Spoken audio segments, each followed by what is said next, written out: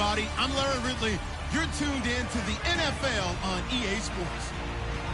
Every wide receiver in the NFL wants to be a top target, and two players will be trying to be that today. It's Robinson's Jaguars going up against Hopkinson's Texans. With that, it's time to hook up with our commentators in the booth as we turn it over to Brandon Godden and Charles Davis.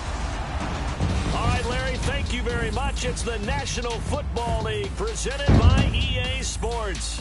A few moments ago, this crowd whipped into a frenzy as J.J. Watt and the Texans D was introduced, and this unit will be in for a stern test as they match up with the Jacksonville Jaguars. Hello, everybody. Alongside Charles Davis, I'm Brandon Gaudin. As we get set here, Charles, we talk about wide receivers. You know, Larry mentioned it in the open, but that's a big spot to look at here in this one. I think he identified it perfectly because these guys have such an impact on the game nowadays because they throw the ball more than ever. And whether they're throwing it short, medium, or long, can they snatch it out of the air and create even extra yardage with run after catch?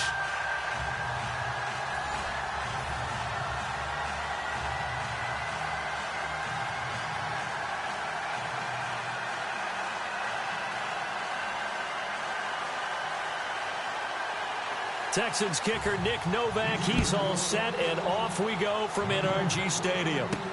To return it is Corey Grant. And not a bad return here. He gets it out to the 25-yard line.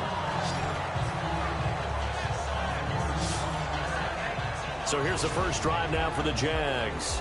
They're brought out there by their fourth-year quarterback from Central Florida, Blake Bortles.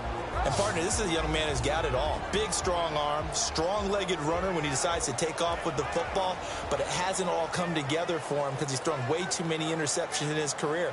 Has to take care of the ball better because when he does that, he can be one of the better starting quarterbacks in the league. Yeah, to your point, in 3 years, 51 interceptions. He's also fumbled 29 times.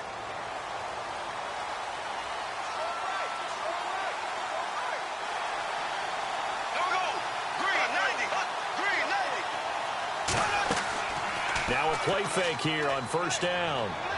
And no, incomplete. Boy, they took a shot there on the first play, tried to start it out with a bang, but it's second down. And now a look at the offense for Jacksonville. The Jacksonville Jaguars offense in 2016 truly expected to pick up where they left off in 2015, where they were a big play offense by the end of the season, whether it was running the ball or throwing it.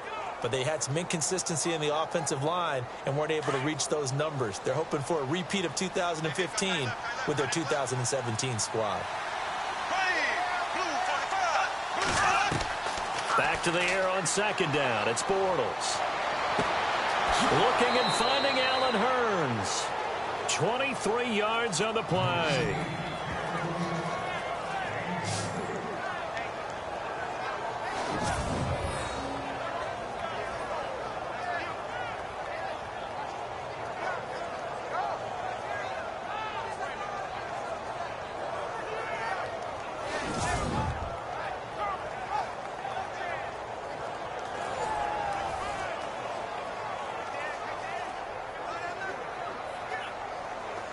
So after that big play, let's see if they can catch their defense maybe on their heels.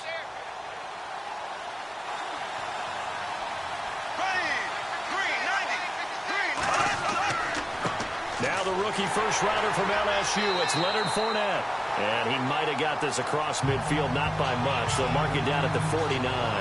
Give him a couple on the carry there, 2nd and 8. The defensive crew for the Texans. Here's a look. The Houston Texans in 2016 on defense defied convention. Why? J.J. Watt missed most of the season, so you would expect them to struggle a little bit. But in fact, this was the #1 overall defense in the NFL. They stopped the run, forced teams to throw the football, and really got after them with a terrific pass rush.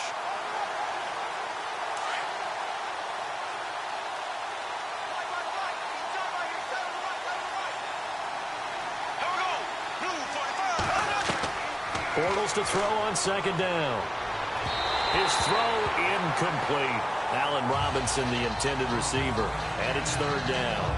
But not to get too overcritical there because he knows what he's doing, but his shoulders looked a little off kilter there when he threw that. I don't think you're being overly critical there. You're just analyzing it. And He gets those shoulders right. That pass will go from incomplete to complete.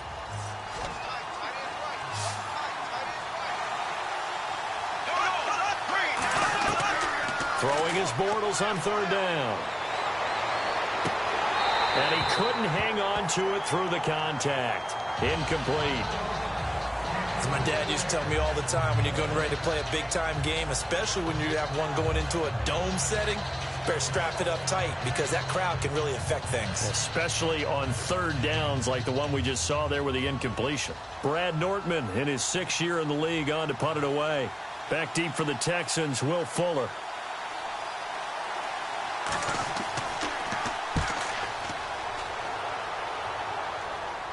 And no return possible here as they angle this one out of bounds.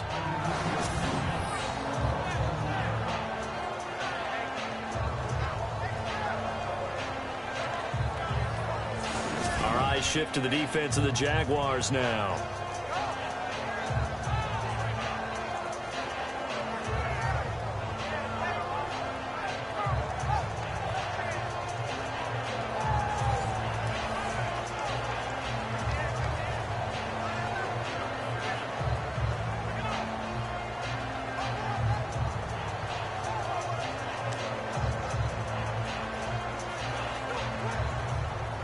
And not great starting field position here for the offense.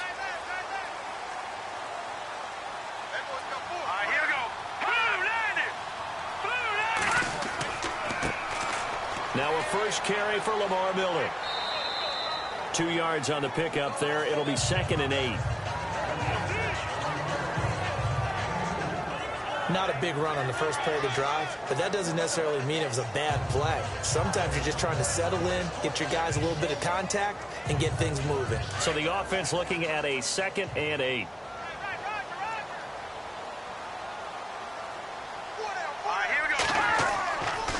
Again, it's Miller. They'll try to get forward, but he's going to be stopped in his tracks at about the 3. No gain on the play, and it's going to bring up a 3rd down. And he got off the end there very quickly to make that play. Yeah, it was almost like the bullet train, wasn't it? I mean, just zoom. Quick, quick, quick. And what a terrific play, holding them to no gain. They'd like to avoid punting from their own end zone so they could use something here on 3rd down.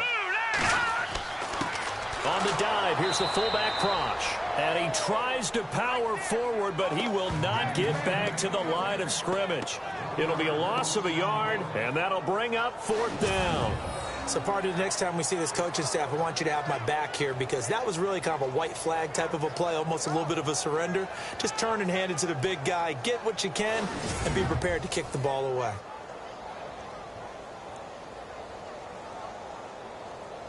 Here's Shane Leckler now. And no room for error here as his first punt comes from deep in his own end zone.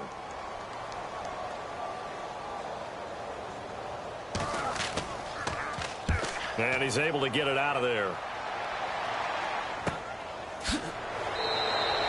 Call that a 45-yard punt, just 2 yards there on the return. And the Jaguars go on offense, 1st down and 10. And now the Texans defense, they get ready here. They forced the punt the last time, got off the field. I'm sure some of your D coordinators through the years, you liked when you heard those words, get off the field. Oh, there's no doubt. Or maybe you didn't like it when you heard those words. It depended on when they were yelling them. But in this situation, absolutely perfect. Get off the field, force a punt, let the offense take over and do their thing, and it resulted in a field goal. Now we'll see if they can do that again.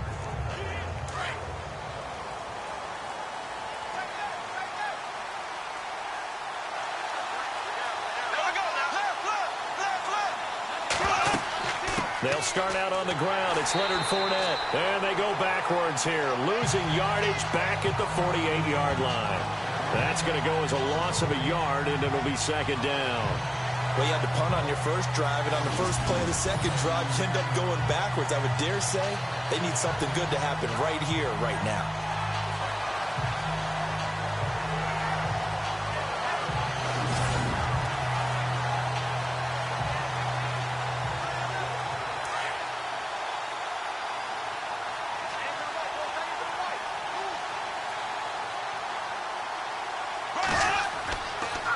Bortles going to run the draw with Fournette.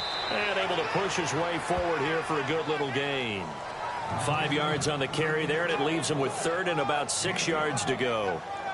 And Leonard Fournette impressing there with that run. It's hard to believe that no Jacksonville Jaguar has broken 1,000 yards since Maurice Jones-Drew in 2011. I think Leonard Fournette could be that guy. Even with the ankle injury last year at LSU, still averaged 6.5 yards per carry. And absolutely intimidated opposing defenses. A lot of guys simply didn't want to tackle him. And that's complete to Lewis. And he's able to get the first before he's taken down at the 36. The Jags picking up the first down there, a gain of 12. That throw has to be a quarterback's dream, doesn't it? Big tight end, curling in the middle of the field, so it's great sight lines for him. And when they show their numbers back to the quarterback, when they sit down right there, that should be pitch and catch. Offense comes to the line now, 1st and 10.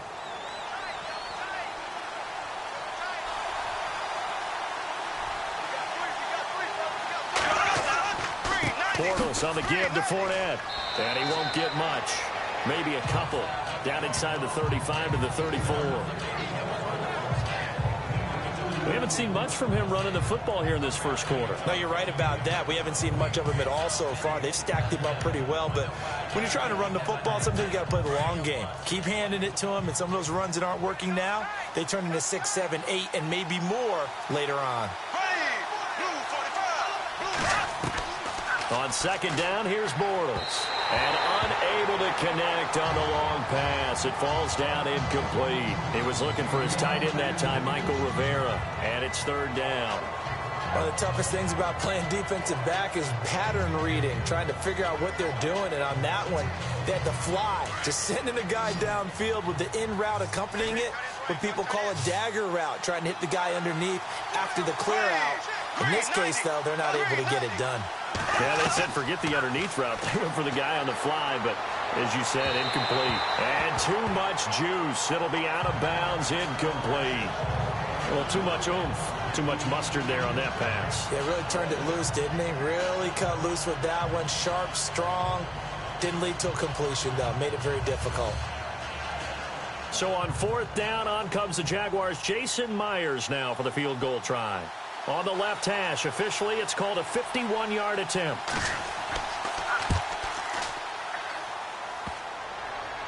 And that hits the crossbar and comes back, and it's no good.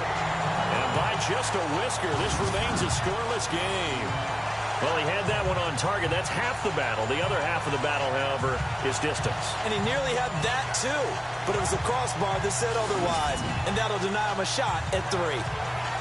And the Texans set to come onto the field. And the first drive, 3 and out. Second possession, see if they can get a little momentum.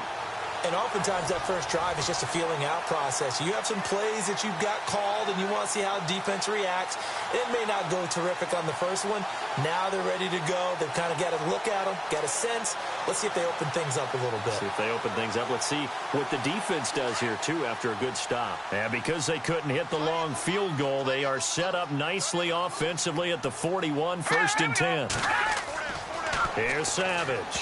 Throwing middle, but it's incomplete. Will Fuller was the intended target. And it's 2nd down. Well, they're slinging it. And then there's one you got to put a timer on, huh? I mean, that one came in hot. That came in hot, but overthrown out of his reach and incomplete. So incomplete on first. Let's see what 2nd down has in store.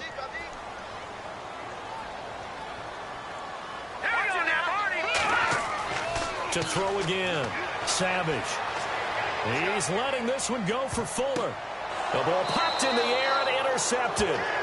Picked off by Barry Church. And a big turnover there as his guys will get the football back. Jacksonville made plenty of changes in their coaching staff in the offseason, but they kept the defensive staff mainly intact.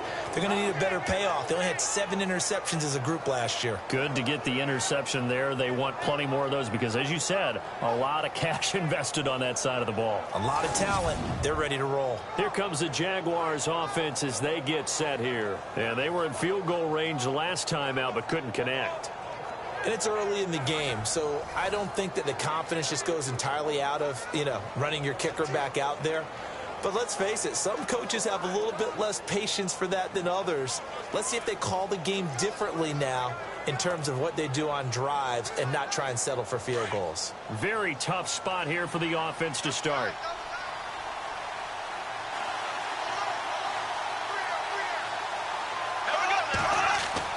So after the INT, it's Bortles. And it pops free. The collision there jarred the ball loose and brings up second down.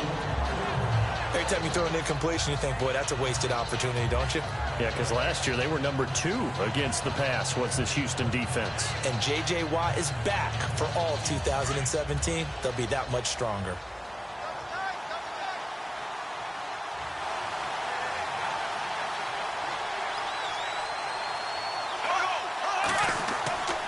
On second down, here's Fournette.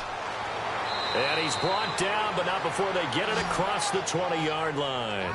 The Jags picking up the first down there, a gain of 12. Relatively small sample size, but that's his longest run of the first quarter. Bounced it out to the outside to make it successful. And to get there, you actually need some help. It's not just your pure speed getting to the corner, making sure that the blocking is taken care of inside so the pursuit doesn't get you. And oftentimes, those wide receivers, tight ends that might be flexed out, they've got to control the edge and make sure no one from the outside can spill the play before he gets there. They keep it with Fournette on first down. And the window closes quickly. He'll only get up to the 22-yard line. Just a yard on the pickup there, and it'll bring up a 2nd and 9. That was a really nice play, able to stack that one up. When they get back in the huddle, he's got to tell his guys up front, great job. They kept people off of him, allowed him to run free, and make the hit on the runner. Filled the gap nicely, kept him to just a 1-yard gain.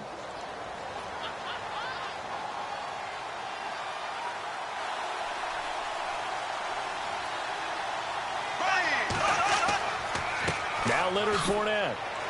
And a short gain there as he'll get it up only to about the 24. Give him 2 yards on that play, and that's going to lead to a 3rd down. I do know from experience that when you slow down someone's running game, you're now doing the dictating on defense. And guess what? Now you're getting ready to tee off on their quarterback because they have to throw it all the time. But you still have to be alert for the draws and other plays of that nature to make sure you don't get hurt. From the gun on 3rd down, Bortles. And this is going to be incomplete. It's a great job by this secondary. When I watch them, they remind me of elite defenders on a basketball court, right? They want to contest each and every pass. Great contest on 3rd down to bring up 4th. Here's Brad Nordman now as he'll punt it away for the 2nd time.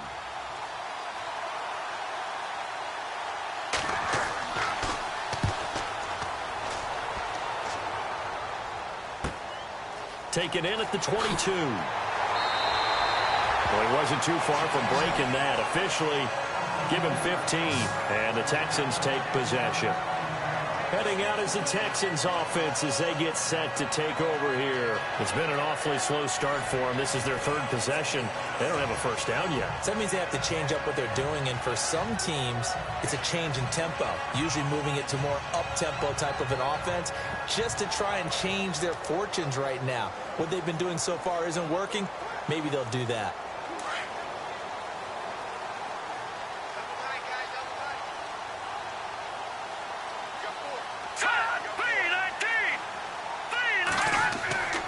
They'll start out on the ground. It's Lamar Miller. And a good swarm to the football defensively as they get him down at about the 40. A gain of 3, 2nd down. Well, they held him to a short gain on that one, and it almost felt like on that first run, they were trying to just throw the jab at him. So how do you stop the jab? Get closer and smother it, just as they did on that last play.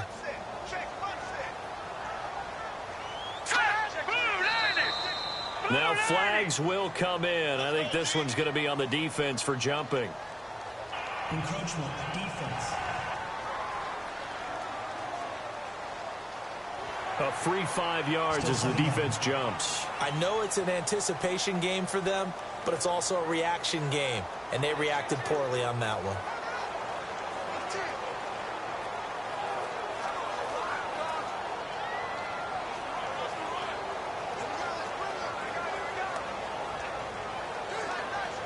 So this brings up a 2nd and 2.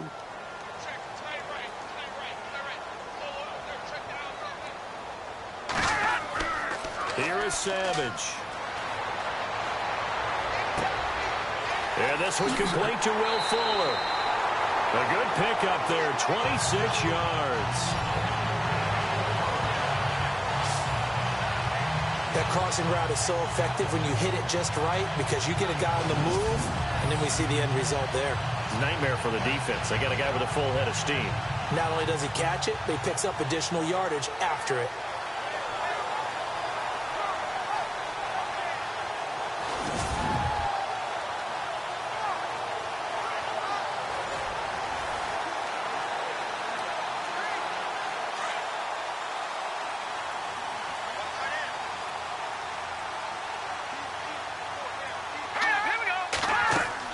A first down carry now for Miller.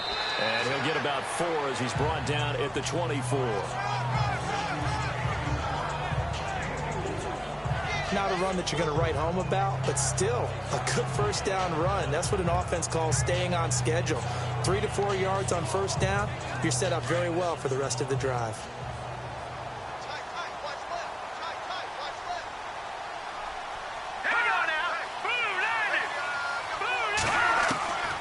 Second down. Here's Savage. And they're not able to hook up there. Incomplete.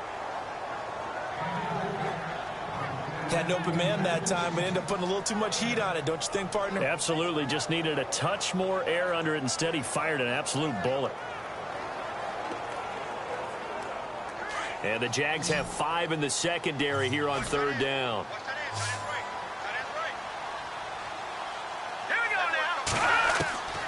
From the gun, here's Savage. And that is incomplete. Sometimes the coverage is so good, no matter what you're doing on offense, you just can't shake anyone free. They try their best to find someone open, but they took away every passing alley, every angle, and shut the play down. On is Nick Novak now for the Texans field goal. From the left hash, this will be a 41-yarder.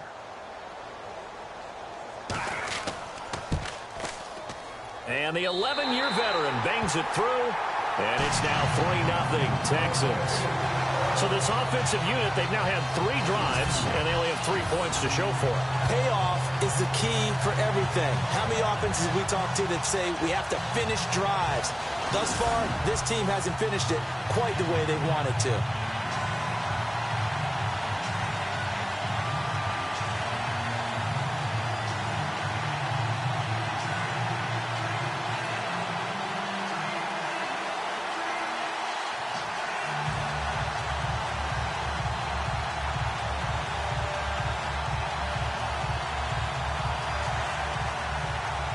It's Nick Novak back out following his field goal to send it away.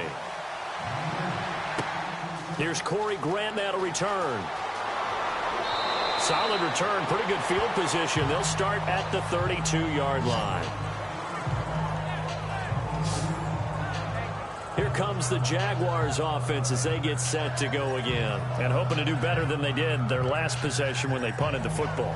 Appeal to the vanity of your offensive line. Tell them that they control your fate. Leverage guys. Win the line of scrimmage. If you do that, you start to win first down. You win second down. And guess what? You start accumulating first downs. And that's what they need in order to not punt the ball again.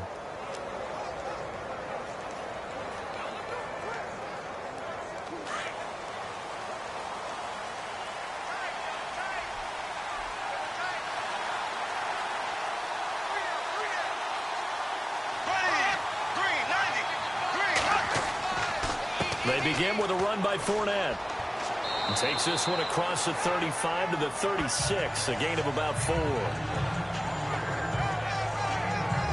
With that kind of run on first down, that's a winning type of a run. That just sets things up for them moving forward as they begin the drive.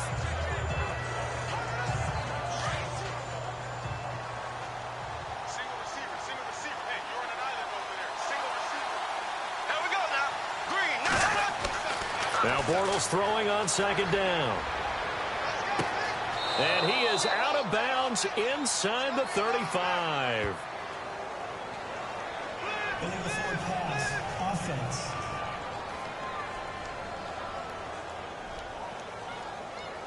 Now, that's one they hate. The ball's got to come all the way back. So that's an explosive play, a really explosive play that gets wiped out, and they have to start over after the penalty.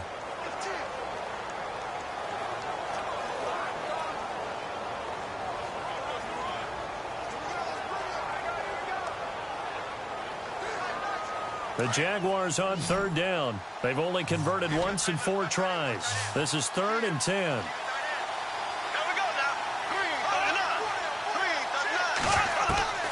Shotgun now for Bortles.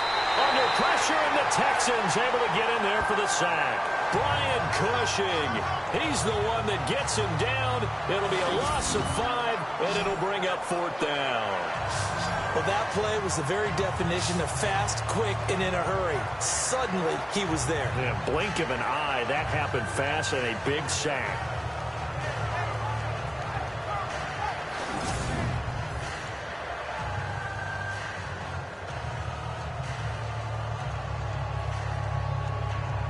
Here's Brad Nordman now as he's on to punt for Jacksonville.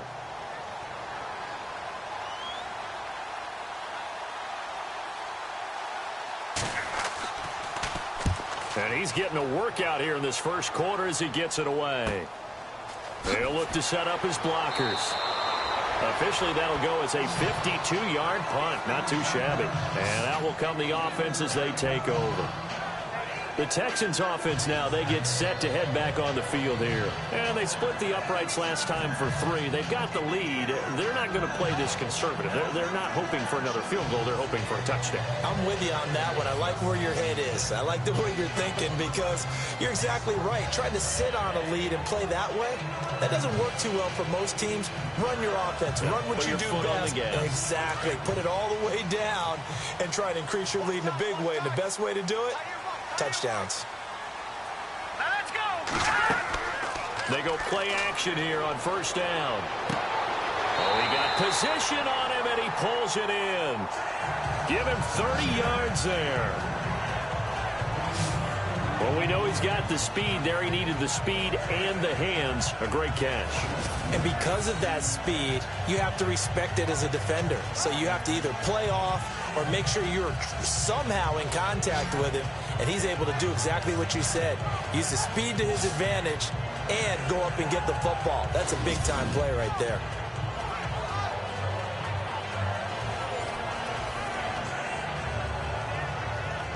First down and 10 now for the offensive group. Here we go now.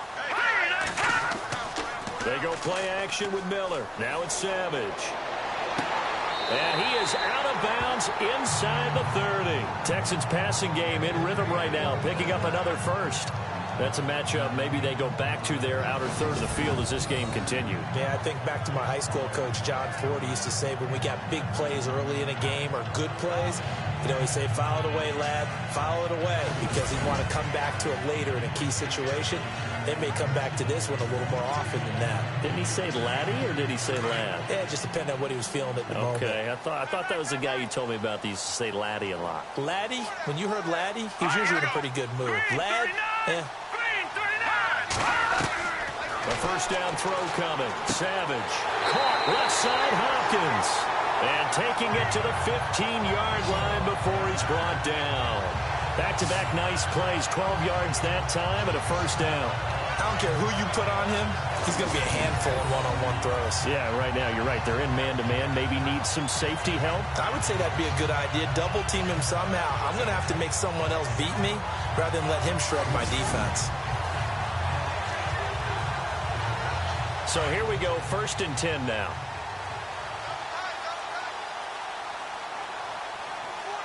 Let's go. 3-19. Now they'll run the option to the short side left. 12 yards on back-to-back plays there, and that's another first down. Well, partner, for a few years there, we thought this read option play was going to take over the whole NFL. It seemed like everyone was using it. But it has been scaled back considerably in the last few seasons, mainly because people are worried about their quarterbacks getting hit. But when you call it at the right time and you use it properly, you see the type of gains you can get. A nice chunk of yardage there by the quarterback.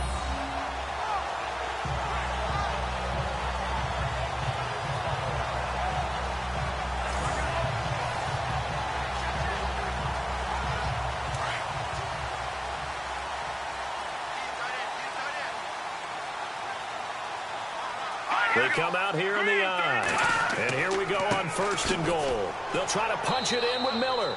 And after the good gain last play, this time they say, as he's going to be stopped behind the line of scrimmage. This will be a 2-yard loss on the play. And that'll make it 2nd and goal. If you're the coaching staff upstairs, you might want to file that play away. Did you see how fast the safety closed on that one? Coming up in run support, made a big-time tackle. Might want to try and check into a pass next time. Yeah, got him for a loss. Really, really great play defensively.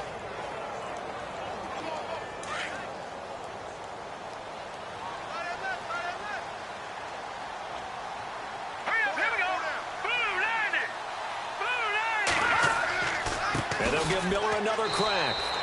And he'll get this one back to the 5-yard line, but no further than that. No gain on the play there. They're going to need to come up with something better here on 3rd and goal.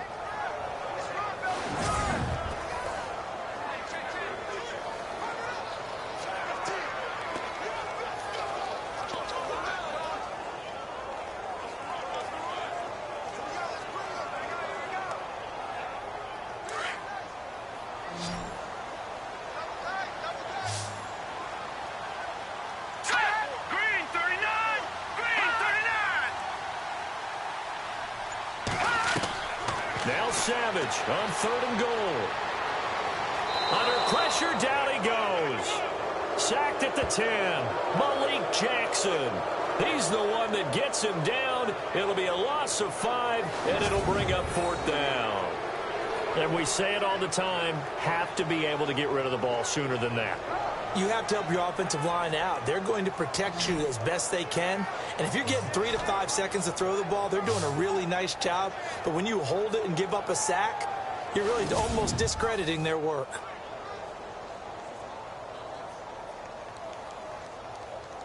On is Nick Novak now for the Texans field goal.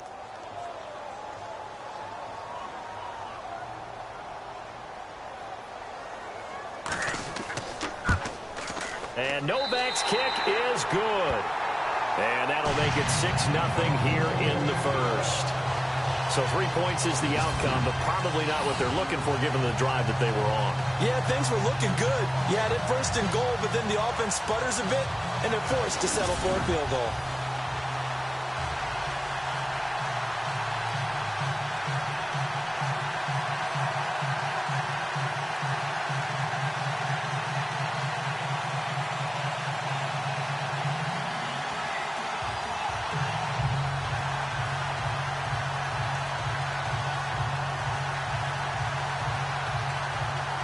Now it's Nick Novak back out following his field goal to send it away.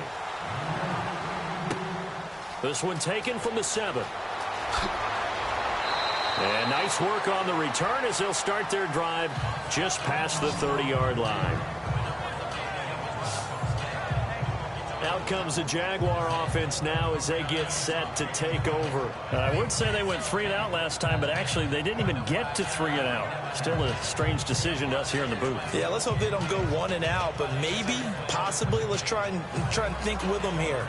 Try to play field position maybe, turn the ball over, put it in the hands of their defense. Who knows? You're a nice man.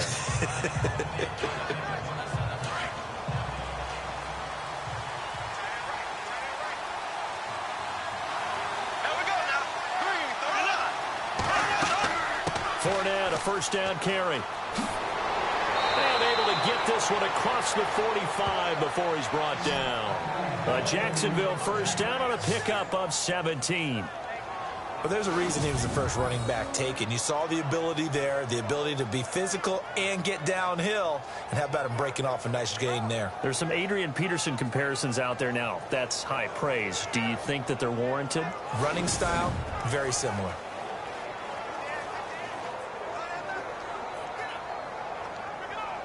So the run gets them the first, and now they operate with a fresh set of downs.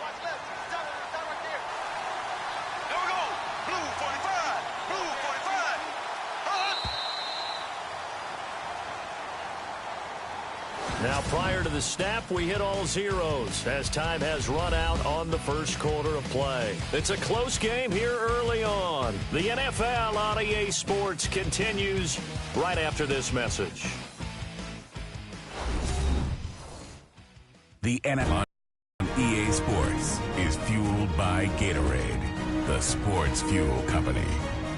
Alongside the former defensive back Charles Davis, I'm Brandon Gaudin. It's Jaguar football as we begin quarter number 2, and they've got it here with a first down.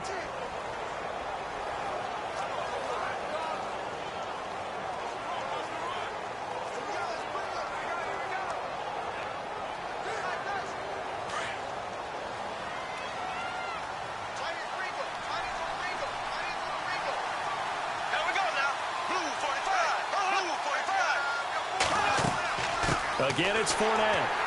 And he is met at the line of scrimmage, and he goes down right there. Call it no gain on the play, and it'll be second down. Big boys down there in the trenches, and a nice play to stop them cold. Nothing there. Yeah, when you talk about big boys, you're talking about those defensive tackles, those nose tackles. They're not just big, they're immense. And what a big-time play there.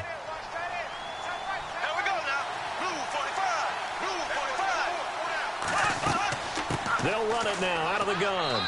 And he's going to fight his way forward here for a modest gain. Give him 4 on the ground there. They're now left with 3rd and 6.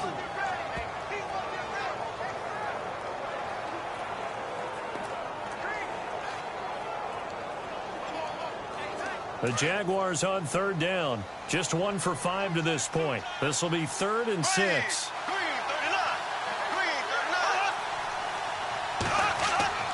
Now Bortles. Completes it left side to the tight end Lewis. That one a pickup of 15 for Jacksonville. When this offense can get their tight ends involved, they can move the football. Here, a nice route, able to look it in, and picks up the first down.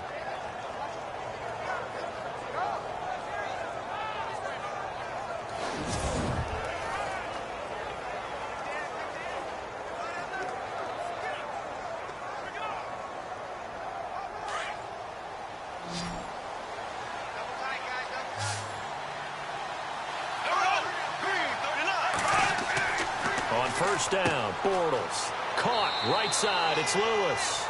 And he works it to the 30-yard line here, right at the 30. The completion good for 3, and it's second down. I think it's okay there. They didn't get a whole lot on that play, but it's nice to have a safety valve that's built like this guy. Big target, guy you can spot pretty easily. Put it on him when your other targets aren't open.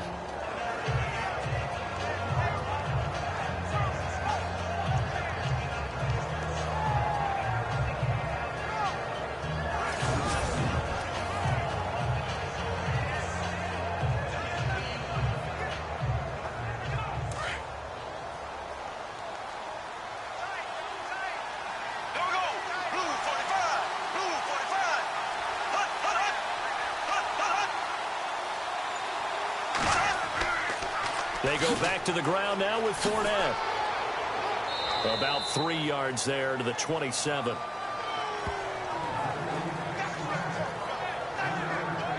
Nice job there defensively on 3rd down. Not only did they string the play out, but they didn't allow any room for a cutback. Really well organized on the defensive side. The Jaguars on 3rd down. They've converted just 2 for 6 thus far. This is 3rd and 4.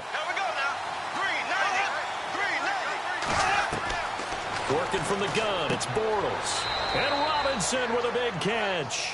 And he will have the first down across the 20 to the 19-yard line. The Jags first down, Bortles to Robinson. But it appears that they read man defense and went to the out route. And what you have to do on that one is a receiver's got to make sure he works the defender towards the middle of the field to give himself space to cut to the outside and have that ball delivered with good timing, and they got it done.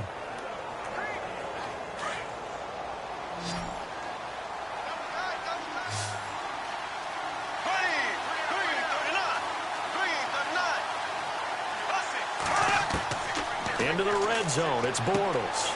He'll get this over to Westbrook. It's complete. And he'll go down here at the 12-yard line. 7 yards, the pickup on the pitch and catch. Well, that's what you're looking for when you're wanting to throw the ball downfield. You want one of those guys who can play out on the perimeter, can play out wide, who can not only get open, but when they're covered, can uncover themselves downfield and create catches.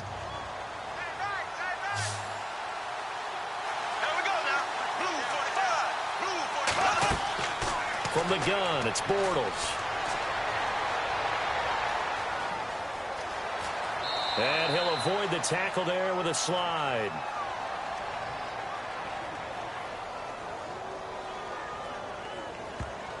Holding offense. So a decent gain, but all for naught on the penalty. It's too bad, isn't it? They were feeling pretty good about it. The only people celebrating, the guys who just gave up that play.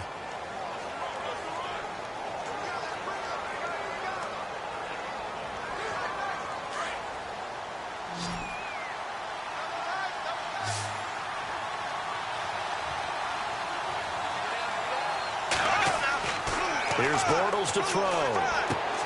He rifles one that's intercepted. Picked off here by C.O. Moore. And a big turnover there as his guys will get the football back. Offensively, when you see cover two, the thought has to go through the quarterback's head. Drive the football when making throws. It's not just the deep guys covering. It's the guys underneath you have to be careful of.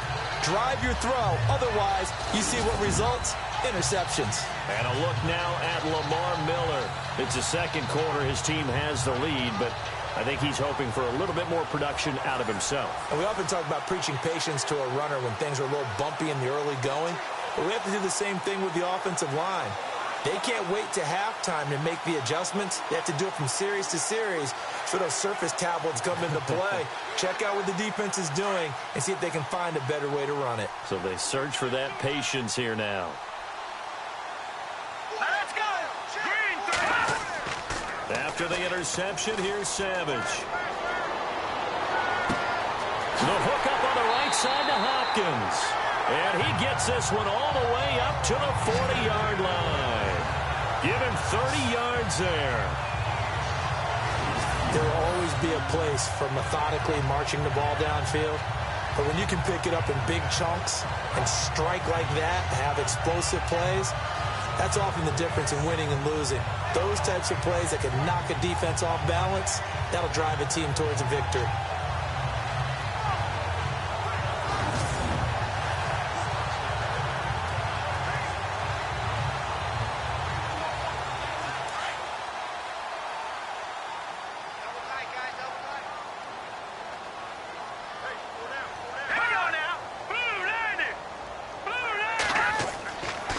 Play fake here on first down.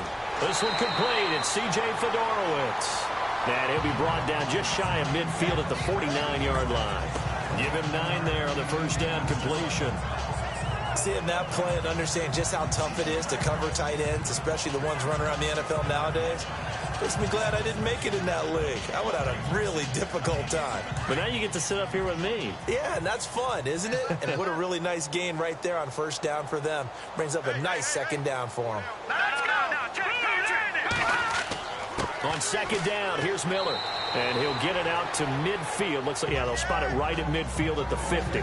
2 yards on the pickup there, but it's enough to give him a new set of downs.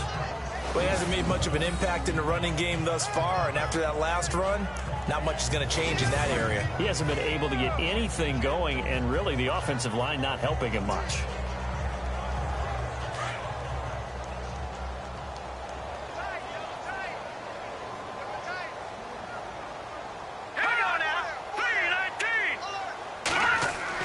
Savage from the 50.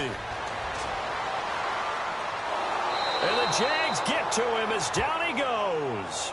Dante Fowler in there to drop him, and it'll be a loss of about 8. Well, they go play fake. The problem is nobody was faked out. And when no one's faked out, what's the end result? Quarterback gets hit.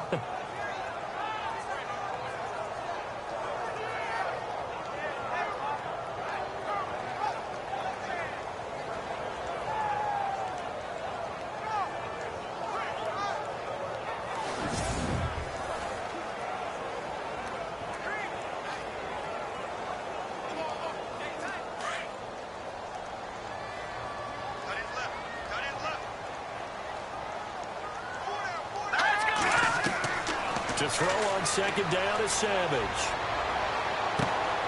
Throw left side complete. That's Fuller. And he's brought down. Texans passing game in rhythm right now, picking up another first. Partner, this is one of the best routes anyone can have in their offensive playbook. Tough to defend because you think it's a go route, and then he breaks it back on the comeback. There's one other thing you need as well. A well-thrown ball. Exactly right. You have a guy who has some precision in throwing the football because of the timing of the route.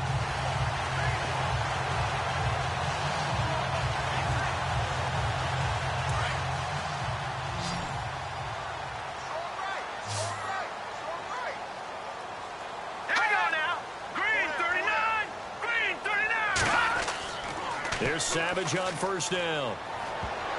And lucky to get away with one there. That one nearly picked. Second down.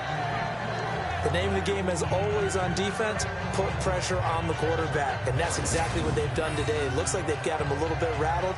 That would have been the second interception in the first half.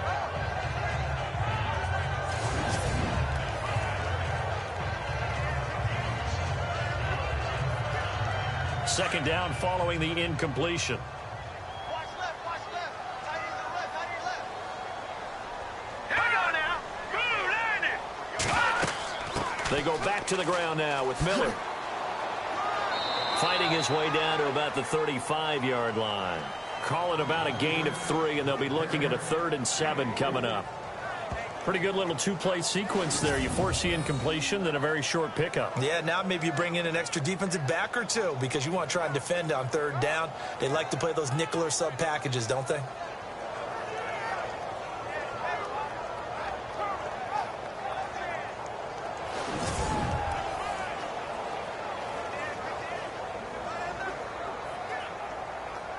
The Texans on 3rd down. 0 for 3 to this point. They could use a conversion. This is 3rd and 7. Green 39. Savage now to throw. Going for the deep ball. And that one incomplete. Had some position but couldn't hold on, and it brings up 4th down. But one thing's for sure, when you've got a big receiver and you trust him downfield, you're going to give him opportunities to go up and get that 50-50 ball. And he is a darn good big receiver. Unfortunately, that time didn't work out. Nice job defensively.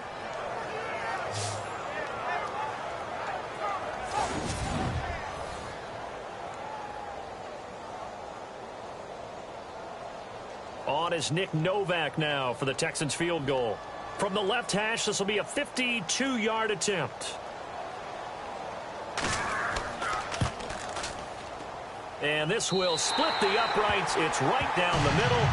And that will make our score 9-0. A little bit of a lower trajectory there on the deep kick, and it worked. Had to do it because he had to drive it out low because of the length of the kick. Able to do that, got it above the defense and over the post.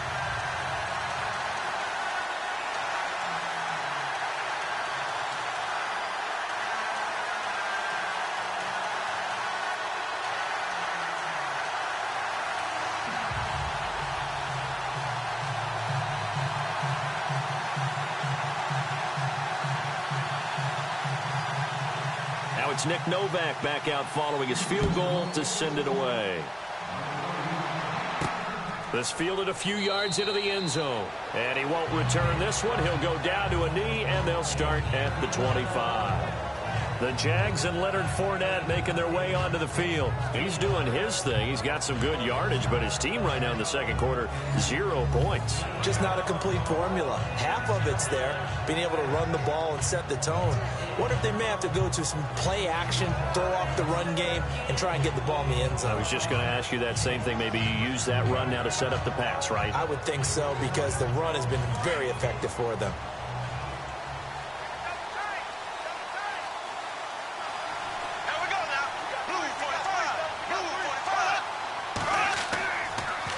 Fournette on the counter. And he got blown up on that play. Back at the 20. So a loss of 5, and it'll be second down. Every year I go to the combine and marvel at the speeds that linebackers are running nowadays. They run like DBs. And let's face it, they know how to finish plays too. Eyes up, head up, run right through them.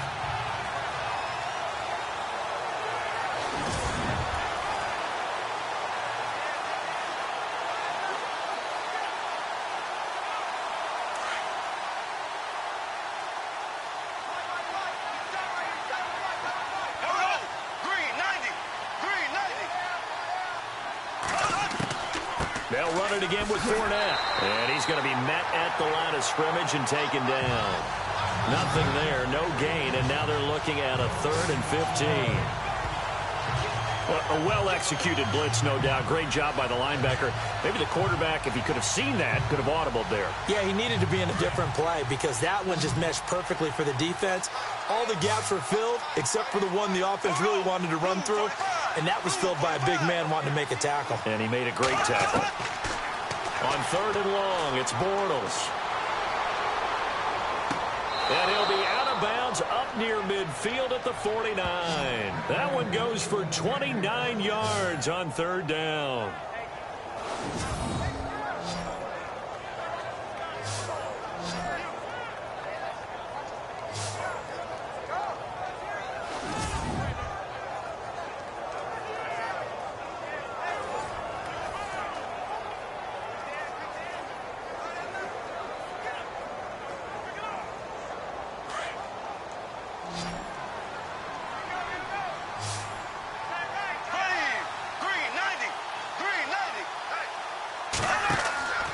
Now a play fake. Bortles.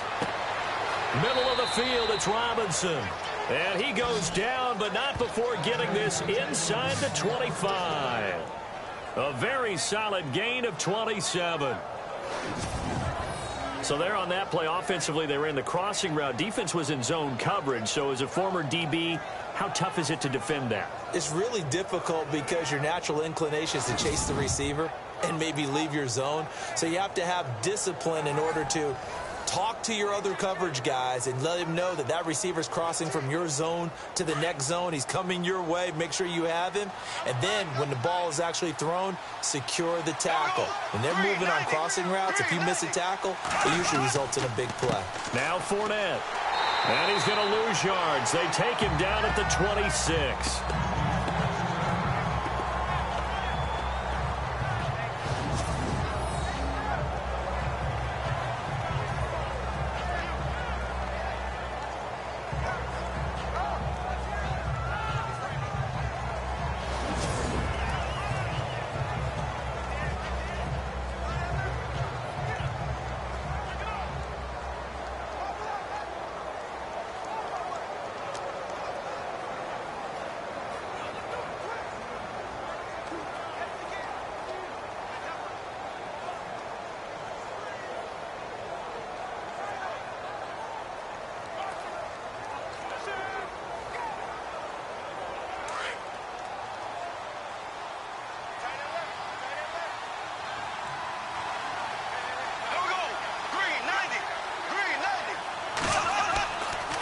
Fournette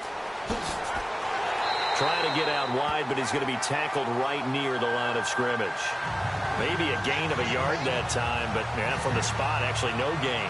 So 3rd and long. But it was stopped on that play. He's had plenty of carries all afternoon. Every now and then the defense is going to win one, but I don't think they'll shy away from handing it to him the rest of the game. The Jaguars on 3rd down. They're at 50%, 4 for 8. This is 3rd down and 12. To throw, it's Bortles. And that's complete to Lewis. And down he goes, taking it inside the 10, just shy of the 5 at the 6. They're able to convert on 3rd down, and that sets up a 1st and goal. And in a lot of ways, that catch is expected. Red zone presence, and that one was realized there. You've got to find your tight end in that situation.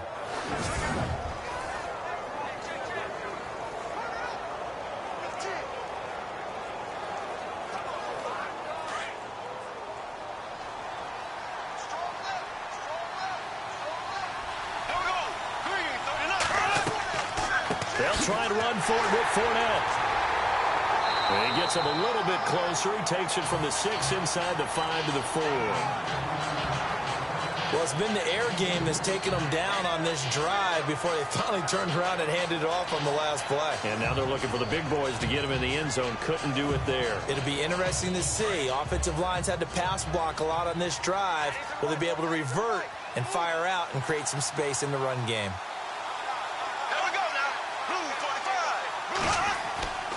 They'll give Fournette another crack. And he goes backwards on this one. Losing yardage to the 7. So he loses 3 yards there. Now 3rd down. We've become so accustomed to it, you sort of take it for granted. You really do, but he is so good that every team in his division, every year, is trying to make sure they draft people charged with trying to block J.J. Watt. So far, hasn't been too successful. And this offense on 3rd down today, 5 out of 9 thus far. They're looking at a 3rd and goal here.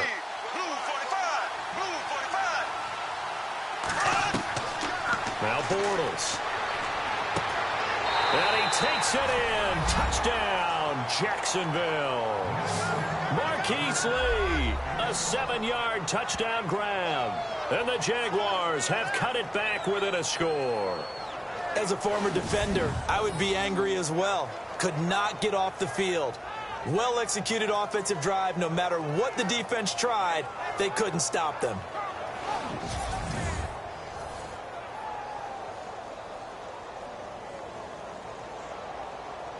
Jason Myers now for the extra point.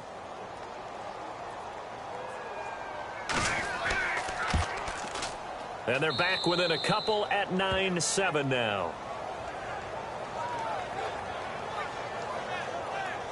So the drive goes 75 yards, 10 plays, and it culminates in a Jags touchdown.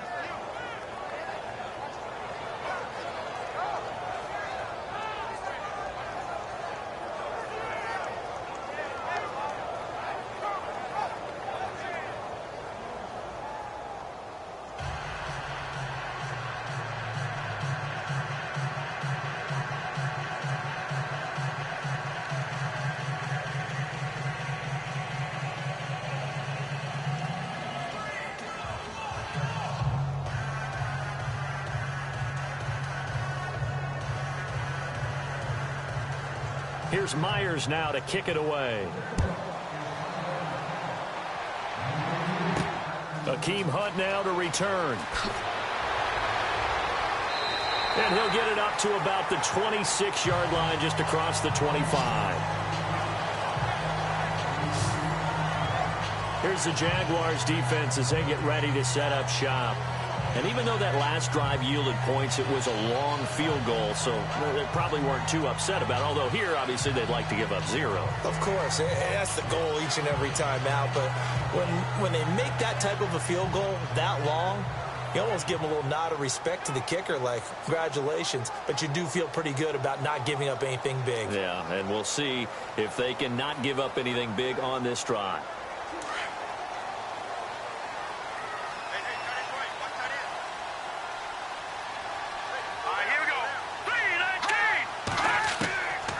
First down at Savage.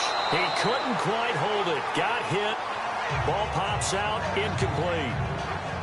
You get a tight end like this, and you know he's used to dishing out punishment, but here, he's the one that has to absorb the contact, and as a result, unable to hold on to the football. Unable to connect on the first down pass play. Now it's 2nd down.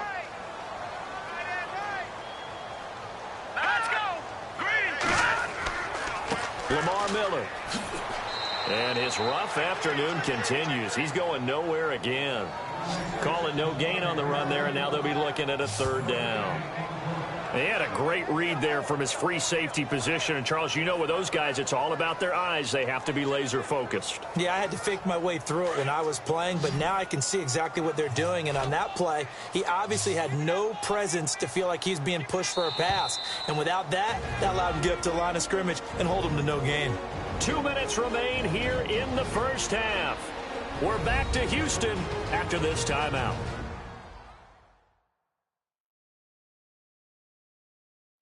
We're just 2 minutes away from sending you to Orlando for Larry Ridley and our EA Sports Halftime Report, so don't forget about that coming up shortly. Yeah, it wouldn't be a halftime without him, and we thank him for doing the highlights. Let's go get a snack.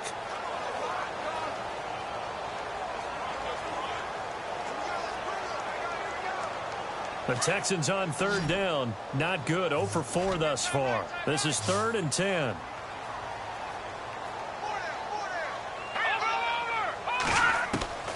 Savage from a shotgun snap. Looking left side, and he's got a man. It's Fuller. And now the Jags defense deciding to call a timeout. It's just their first, so they'll have 2 remaining here before we get to halftime.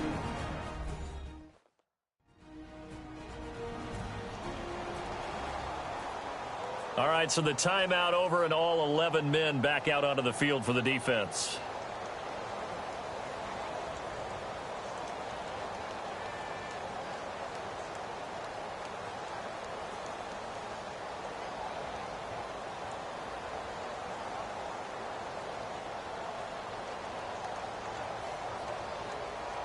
Here's Shane Leckler now. On for his second punt. He'd take a repeat of his first.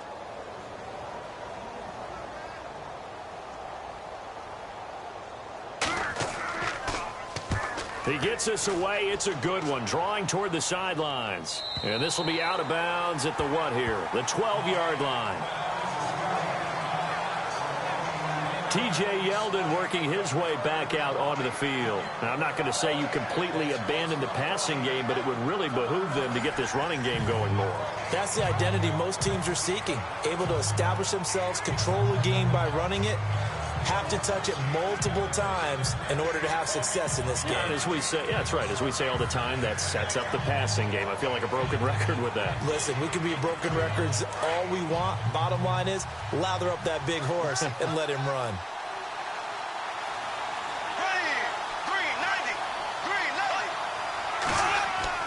Throwing on first down is Bortles.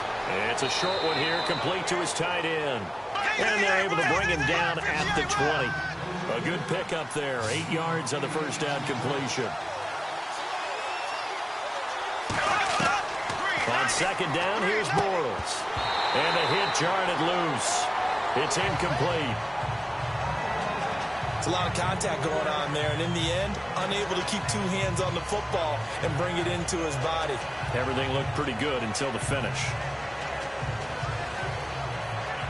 The Jaguars on third down. They're hitting at 60%, 6 out of 10 thus far. This time they face a 3rd and 2.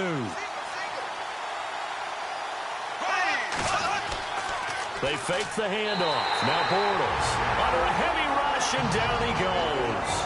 Now the Texans are going to stop it as they signal for a timeout. It's just their first, so they'll have 2 remaining here before we get to halftime.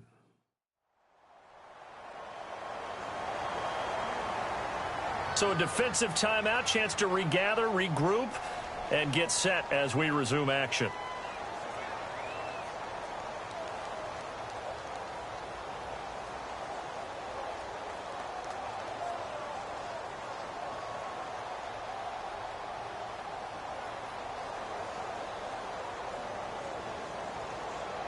Here's Brad Nordman now, standing about a yard deep in his own end zone.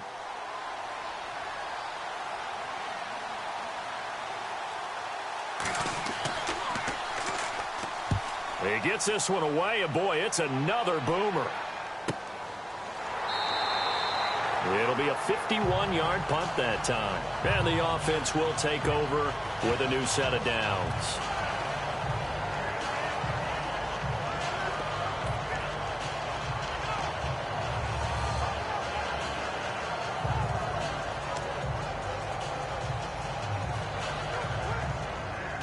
Out comes the Houston offense as they get set to take over here. And they're coming off a 3-and-out, my friend. I think they've got to look at that play sheet and go to a spot that they haven't gone before.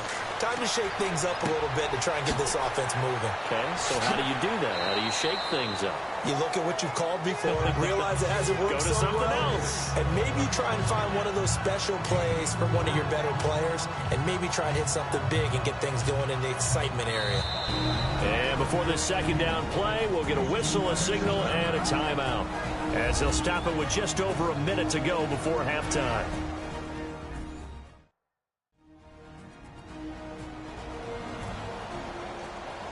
And we are back here. I'm Brandon Gaudin alongside Charles Davis. So the offense takes the timeout, and now we're set to get going.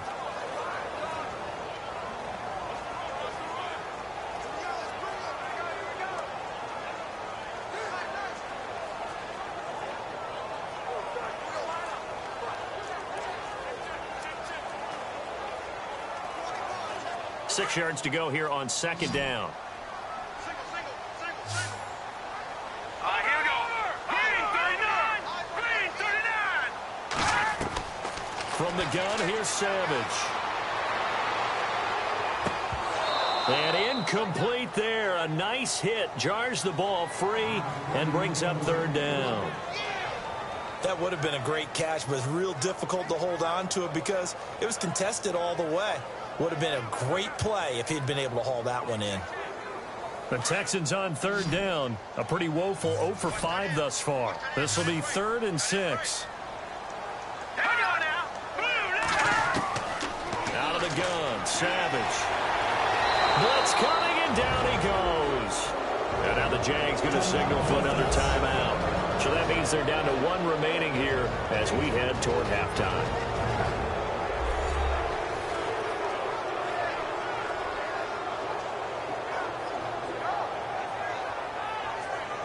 And now following that timeout, the defense back out onto the field.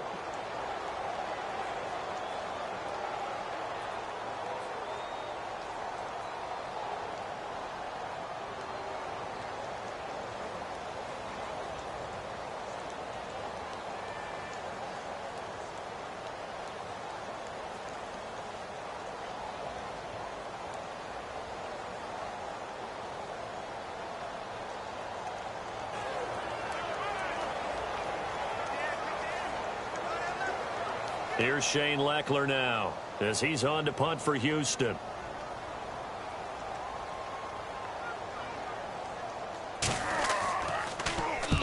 He's been a busy man here in this first half as he gets it away. And that one hits at the 7, but bounds into the end zone, and that'll be a touchback. Leonard Fournette making his way back out there. He's been good. They've utilized him well, but they're losing here in the second quarter. What might they change offensively? I think that what you try and do is expand how you get the ball to him a little bit. Get him out in open space, maybe swing the ball to him. What's that they used to call in the West Coast offense, the long handoff? Yeah. Serve as your running play that way, as well as continue to feed him the football. Some of these runs now may pop bigger later in the game because of the effects of running it. Sometimes people, after a while, they don't want to tackle him anymore, or they get tired, or they get out of position, or he runs through tackles. Continue to feed him the ball. He's having that kind of game. Yeah, might they get him? And he's going to go down. The Texans come at him and able to bring him to the ground.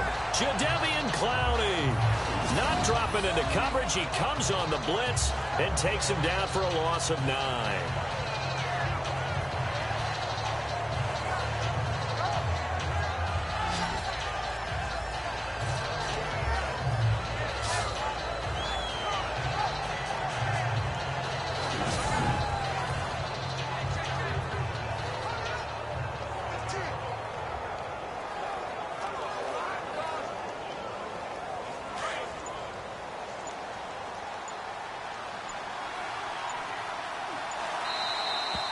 We have hit halftime. Still 2 more quarters to go. We'll take a timeout. We'll be back after this. You're watching the NFL, and it's on EA Sports. It's in the game. All right, Brandon, back to you guys in a minute. But first, it's indeed time for our EA Sports halftime report. The Texans are up right now and are looking to keep up the pressure moving forward. The Jaguars just want to come out after the half and claw their way back into the game. All right, let's roll those moving pictures. We go to the second quarter. Bortles got to rush the throw, and it's intercepted. Moore's reading the play and comes away with it, ending the drive. Offense on the field now after the INT. Fowler Jr. is going to take down the QB here. This will go for a loss of 8.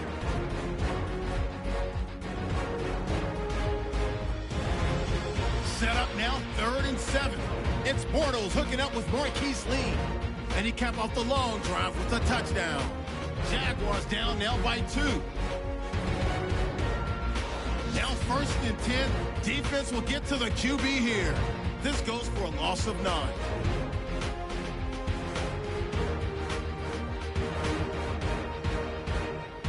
So that's it for us. We'll go back now to Houston for the start of the second half.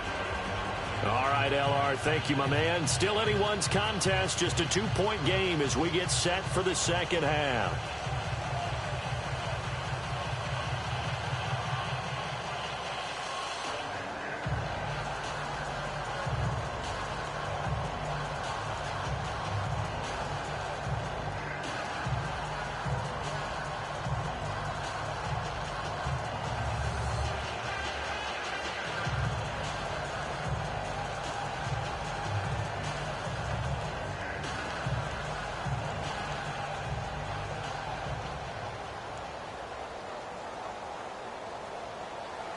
Both teams appear ready for the fight ahead, and we resume action here in quarter number 3.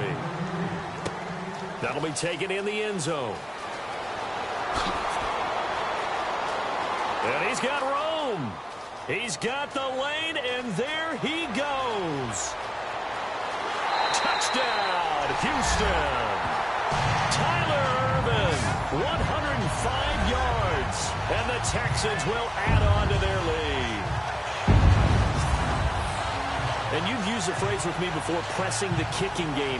What exactly does that mean? Because they did it there. It means focusing on it, all aspects of it, because it's the third part of the game. Offense, defense, special teams. If you press the kicking game, create an advantage, make a big play, it often leads to victory.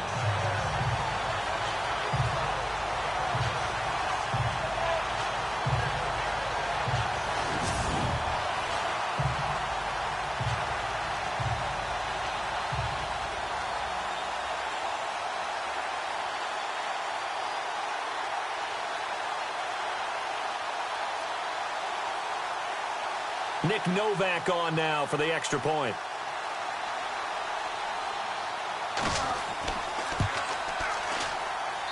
And that makes it a 9-point game.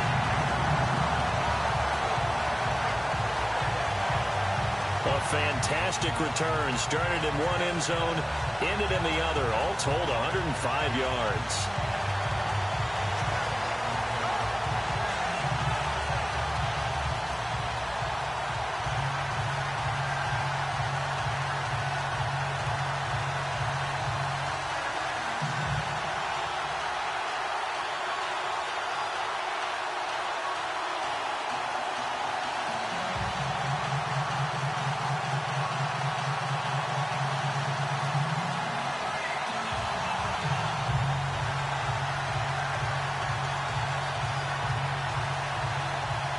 So let's try this again. After the kick return TD, here's yet another kickoff.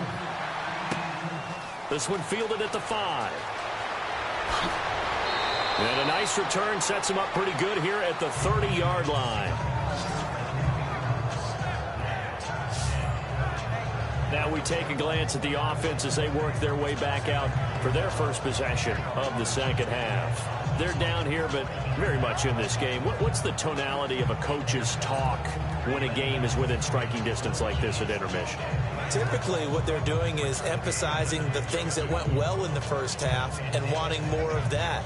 Sure, you've got to go over some of the errors and clean up some things because there's a reason you're down. But overall, I think they want to stay positive, stay up with this team. We're just starting the second half, and we've got the football. Let's go ahead and punch it in, and then we'll take it from there. See how that recipe works. And tough going there as he'll only get it up to about the 31. Credit him with a 1-yard gain there to make it 2nd and 9.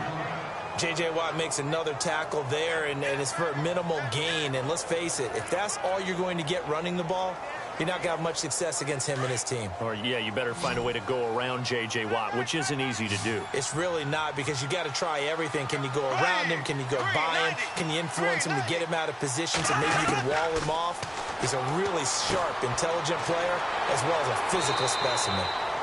9 yards on the pickup there, and it keeps the drive alive.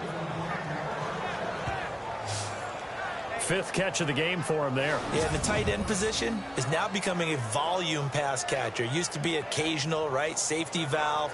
Throw one to him every so often, but mainly they want him out there to block. Nowadays, an integral part of the passing game, and they create such great mismatches that they often become the leading receiver.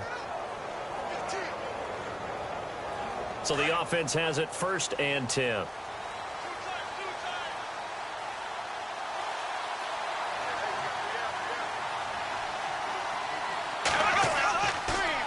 This is Fournette.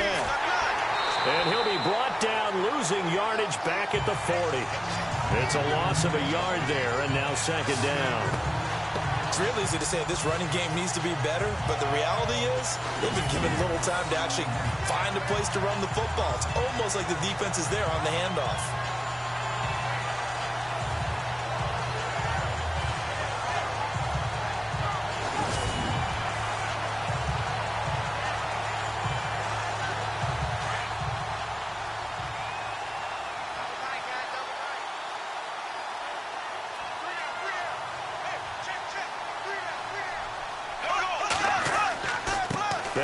with Fournette. And nothing doing. He's immediately taken down at the line of scrimmage. No gain that time, and it leaves him with 3rd and 11 coming up. Well, that was better than the first go-around when he lost yardage, but still nothing there, and that sets up a 3rd and long. Tough spot here. Put it mildly. Sometimes I wonder if some of that old-school football should come back into play. You know what I would think here? Quick kick. Try and change field position. Help out your team. Throwing his Bortles on 3rd down. And he's got it to Hearns. And he's got the first down yardage before he's brought down at the 42. Now, after the completion, we're going to get a timeout, an injured player. While the training staff takes a peek, we'll take a break.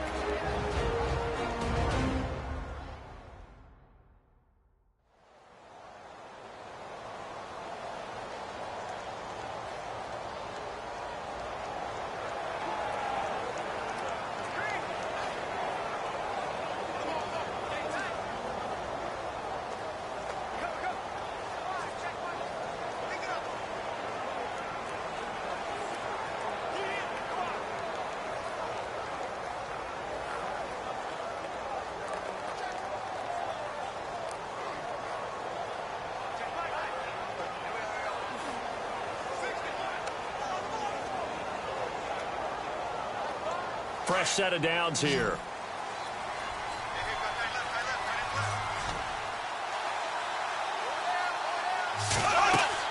They'll run it now out of the gun. And he gets it inside the 35 and just shy of the 30. 11 more on that one and another first down. I love it. A scout told me that with his running style, this guy's always the hammer, never the nail, but also has the ability to break it off big, too. I was on the field for a game he had last year at LSU, and there were some college boys warming up, and then Leonard Fournette walked in. He is a man. Full grown.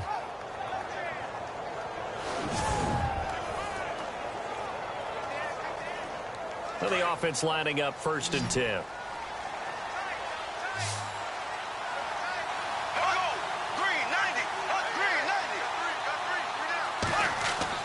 They go play action here on 1st down.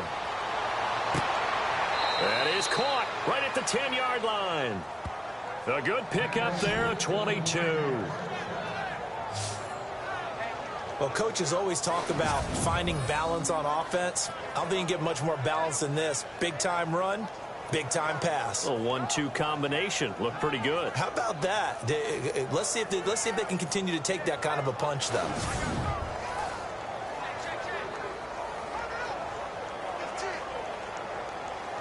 Offense walks to the line for play number 7 of the drive.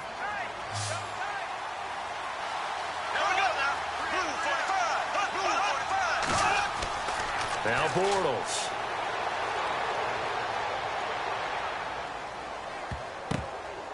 And they will not get the connection there. It's incomplete.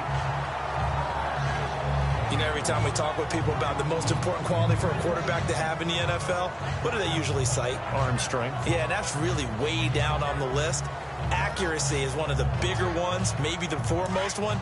That's what he needed on that play.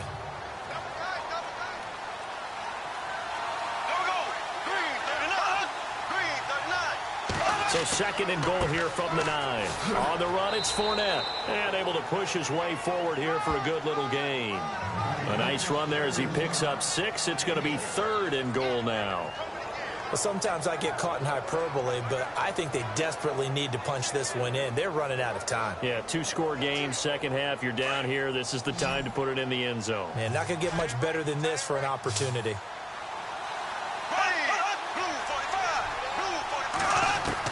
Bortles now on 3rd and goal.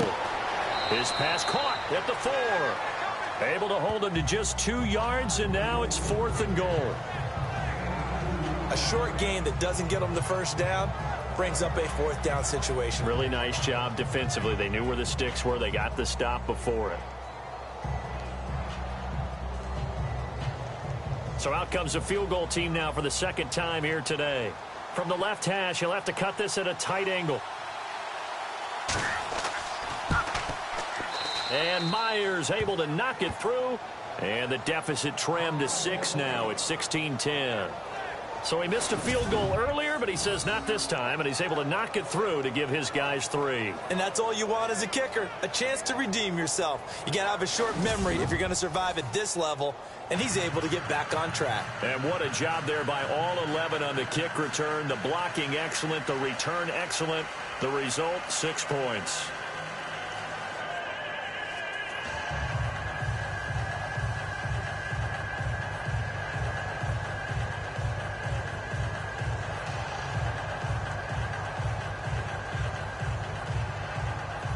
Myers now converted on the field goal try. Now he's on to kick it away. That's fielded in the end zone. And no run back here. This will be a touchback, and it comes out to the 25-yard line. Now the Texans offense, they head back out to do battle here. And a tight game after punting last time. See if they can get something going on this drive.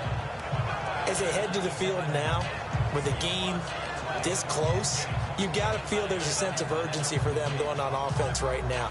But they have to do it without letting panic creep in and affect their play.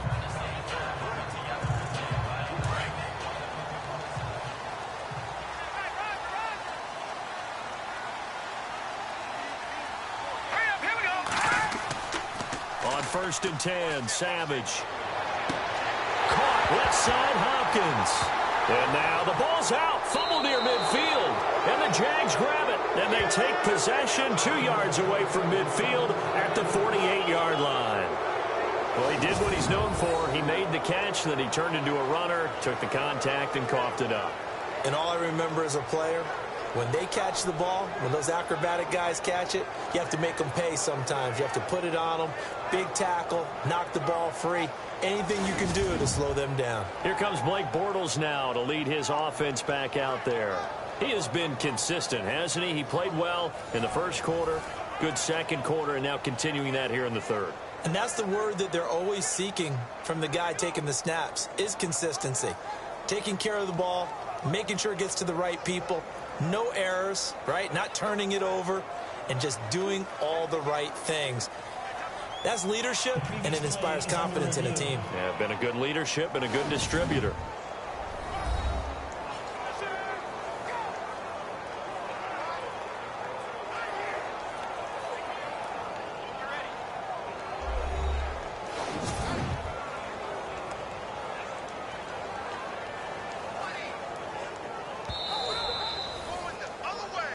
After review of the play, the ruling on the field is reversed.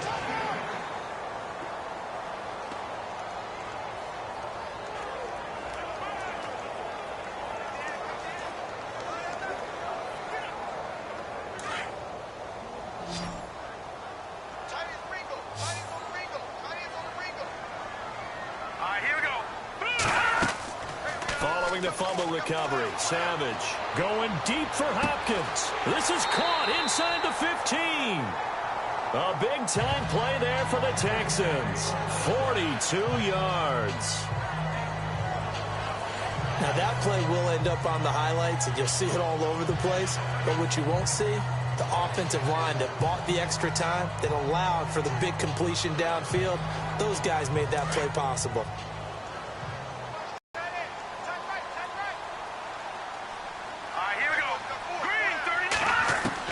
From the gun, Savage. And he's got it. And he's able to get it down to the 2-yard line. That's good for a gain of 6, 2nd and goal. So many times you hear today's NFL described as a space game. Get your best players into space with the football in their hands. That's why sometimes you swing it out to your runner, get him out in the flat, and let him have a chance to make people miss an open field.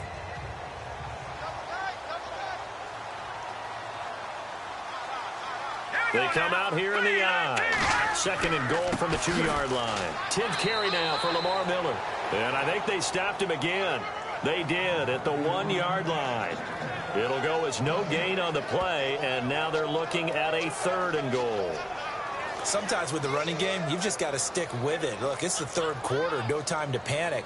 But that also doesn't mean you just do it the same way you've been doing it the entire ball game. Maybe change up some blocking assignments or run a few different plays, but stay with the overall essence of the running game. Defense likely bringing pressure here. 3rd and goal from the 2. That is not going to be any help as they dump him behind the line of scrimmage. Brandon, I believe that they were in 4-down territory, and that's what they were thinking. But after the loss, I've got to kick the field goal. No way I'm going to go for it in this situation. But you know some of these coaches, they're extremely unpredictable, and they may go ahead and press it.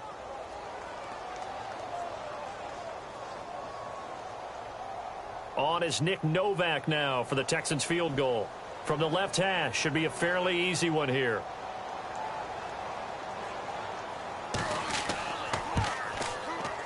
And Novak's kick is good. And that will make this a 9-point lead. So making 4 out of 4 now in the field goal department, and he's able to extend their lead. When drives are bogged down, he's been automatic out there. So nice to have a kicker you can count on to put points on the board. And no doubt one of the most, if not the most exciting play we'll see in this game. The kick return all the way to the end zone for 6 points.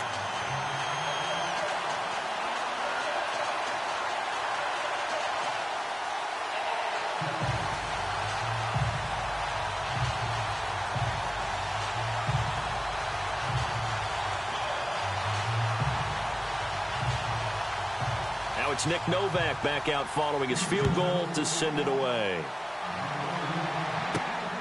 This will be taken in at the 1. And he'll get it up past the 20 to the 22-yard line. Getting set to go again, Blake Bortles marches back onto the field with his offense. He's played well. Good first half. He's continued that here in the 3rd quarter. But my question, when you're a head coach, what do you look at stat line-wise for your coach? Do you go right to turnovers? You really do. As much as coaches don't want to talk about that, that's where it starts. When I played in college, our first rule for every game, the team making the fewest mistakes will win. And that's kind of how they judge you. Do you take care of the ball, not turn it over, keep it in the proper hands, and give your team a chance to win? Well, that's what he's done here in this one so far. Over the middle, complete. It's Rivera. And he's going to be stopped dead in his tracks.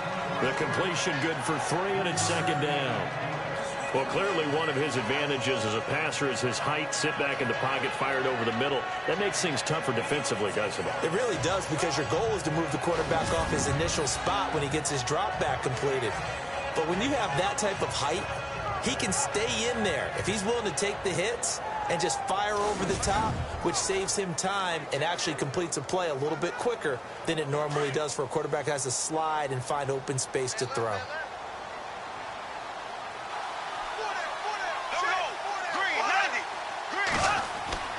Here's a give to Fournette.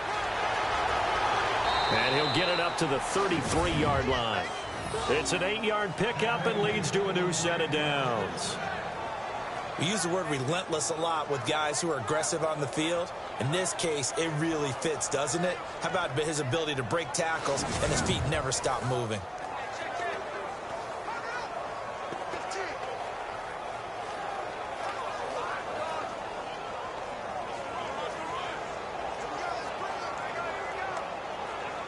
Offense comes to the line now, 1st and 10.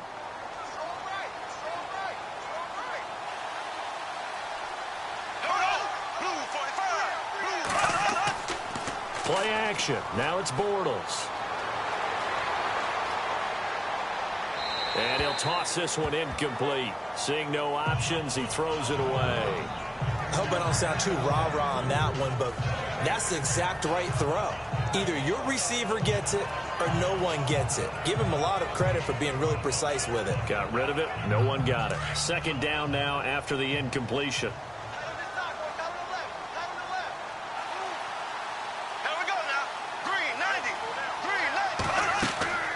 Bortles going to throw. Room here to run. And he'll slide down to avoid the tackle. It'll be a gain of 6, and that'll make it 3rd down.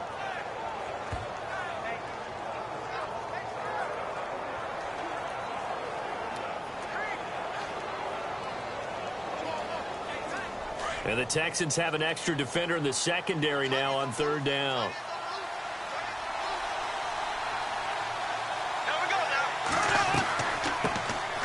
Here's a carry for a former starter. This is T.J. Yeldon. And he will have the first down as he's brought down up near midfield. 10 yards there, good enough for a Jags first down. That's quite a spot there for his first carry of the game, but obviously they had plenty of faith in him, didn't they? No question about it. And here, why not go with the fresh legs? Able to push forward, pick up that first.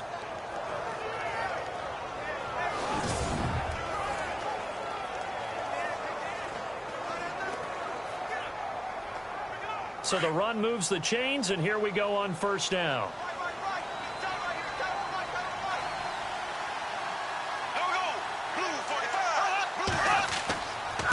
A handoff to Fournette. A broken tackle there, but not a ton to show for it. Tackled just on the other side of midfield. 2 yards on the carry there. It'll be second down. Tough day. Tough sledding right there, and it's been that way the entire game. Not a whole lot of room to ramble for him. Yeah, you're right. It's been that way all afternoon. Didn't get a whole lot better there.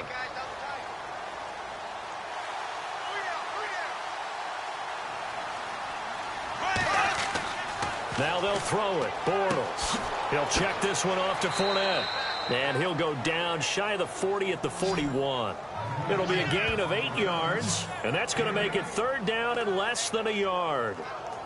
And that's one of his advantages of a passer, is it not? With his height, setting back there in the pocket, firing it over the middle, he can really see everything clearly. It is, and I know that other quarterbacks get it done different ways, all right? You don't have to be his height to make a great play, but what he does is he takes away having to make those slide steps in the pocket to find angles to throw the ball through. He just throws right over the top of it because he can see everything, and sometimes that saves time and gets the ball to a receiver quicker. And a loss of 3 to bring up 4. So 3rd and inches, trying to pick it up the middle. He had nowhere to go, tackled for a loss. And you know how we talk about double A-gap pressure, meaning linebackers going in the gap between the center and the guard on either side? Well, it's not always to get to the passer. Sometimes you do that to prevent a running play. Worked pretty well in that situation.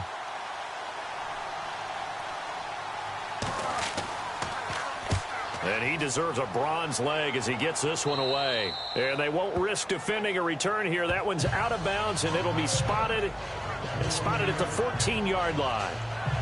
DeAndre Hopkins and the rest of the offense heading back onto the field.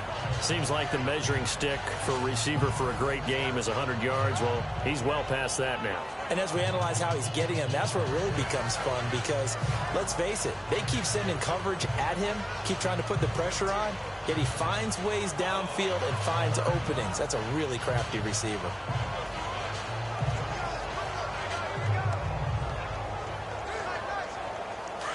And on the outside, they're playing press coverage.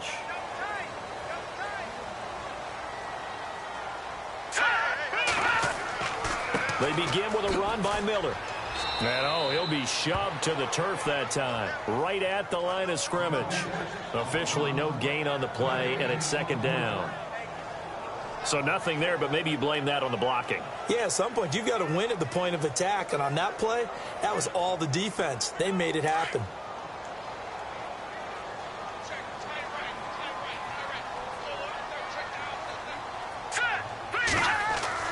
On second down, here's Savage.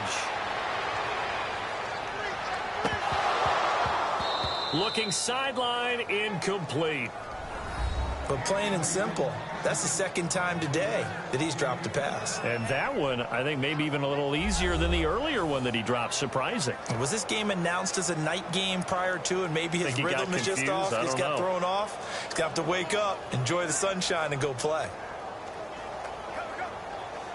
The Texans on third down, as bad as you can be. 0 for 7 thus far. This is 3rd and 10.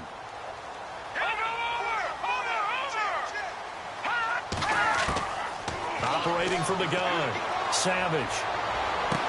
And he'll go out of bounds across the 35-yard line. That one goes for 24 yards. Normally when I talk about DeAndre Hopkins, I'm talking about accomplishments. In this case, I'm remembering that he lost nearly 600 yards in receiving from 2015. He had less than 1,000 last year. Yeah, and his touchdowns dropped from 11 to 4, so now he's hoping for more consistent quarterback play.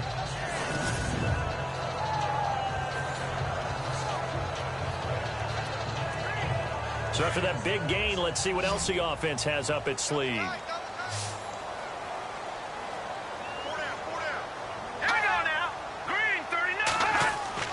Now a play fake here on first down. Throw left side complete. It's Hopkins. And he eventually goes down, but not before reaching the 30-yard line. A gain of 32 that time.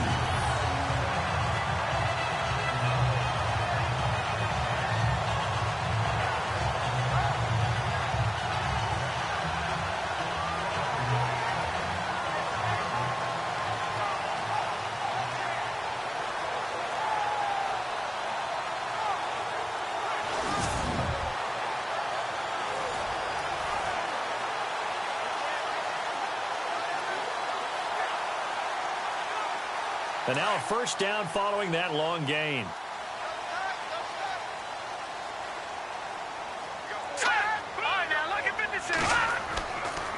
This is Miller. And he's able to get it to the edge of the red zone at the 20-yard line. It'll be a pickup of 10 yards. And that'll bring up a second and just about a few inches here.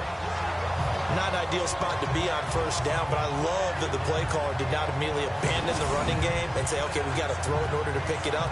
Stayed with the run, was rewarded with a big-time pickup. Now they're in second and manageable. So they're operating in the red zone.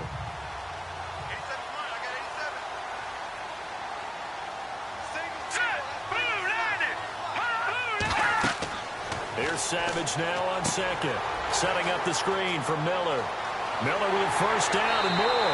And he's in. Touchdown, Houston. Lamar Miller, a 20-yard touchdown. And the Texans will extend their lead. That drive that really increased their cushion felt very military to me. Very precise, methodical. That's one of the words you've taught me. And they just got it done. And slowly but surely now starting to pull away a little bit. Things looking good for them here in the third quarter. Not only pulling away, you mentioned that slowly but surely, you also drain clock, too, with a drive like that. So you really give yourself an advantage. And they'll get set here looking for the two-point conversion.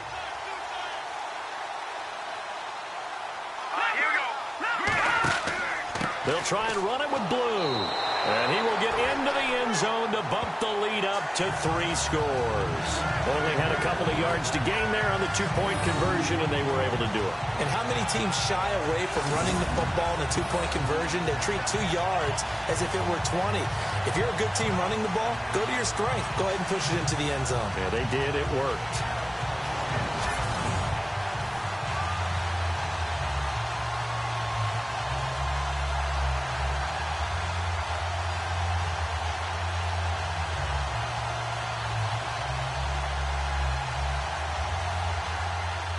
Novak out now to kick this one away.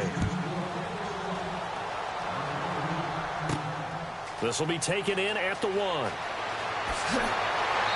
And nice work on the return as they'll start their drive just past the 30-yard line. And out now comes Jacksonville as they get ready to go. These guys had to punt their last possession, and that's become too familiar of a refrain. Too many of these drives just wound up going nowhere. But you know how in baseball, when the pitcher gets a base hit and he's on base, they bring his jacket out to him to keep him warm? A lot of times the punter goes to the sideline, puts on sweatpants or a wrap over his leg to keep it warm. He might need a massage from the trainer right now from all the work he's getting.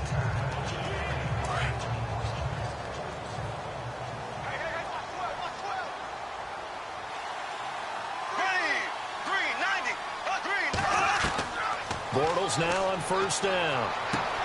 Complete. And they'll get it up just short of the 45 at the 44. The Jags picking up the first down there, a gain of 12.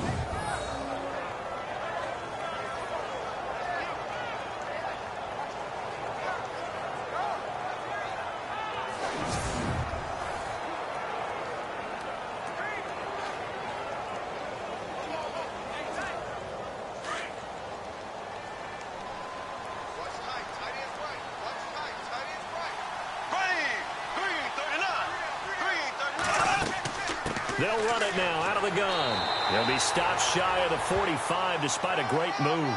Just a yard on the first down carry, so it's 2nd and 9.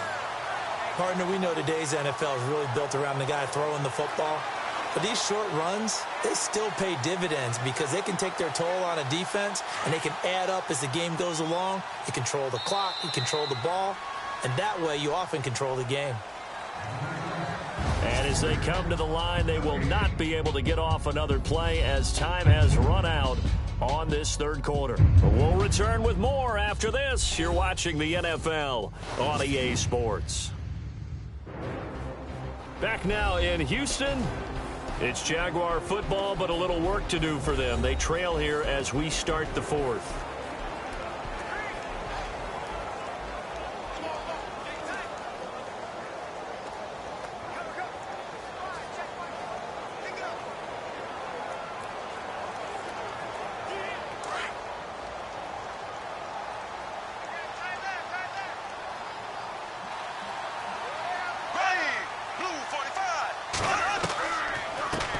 Going to run the draw with Fournette.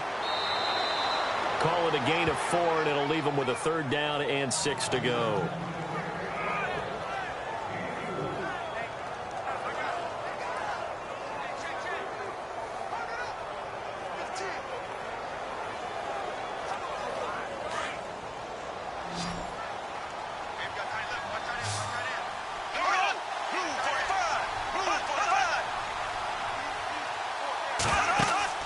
They go play action for Yeldon. Now it's Bortles.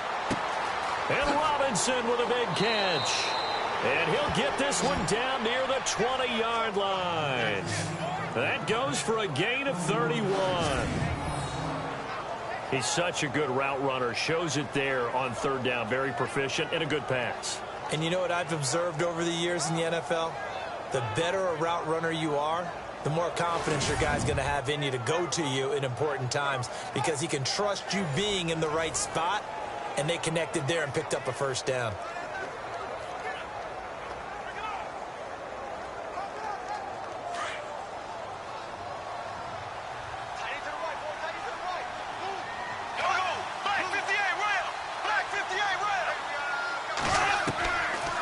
They'll run it now out of the gun, and he stopped immediately there. No gain on the play. It'll be 2nd down. No gain on that run, and while the team is down, there's still time to come back and win the football game. If I'm the offensive coordinator, though, I've got to think about moving at a faster pace and maybe opening things up a little bit and throwing it a little bit more.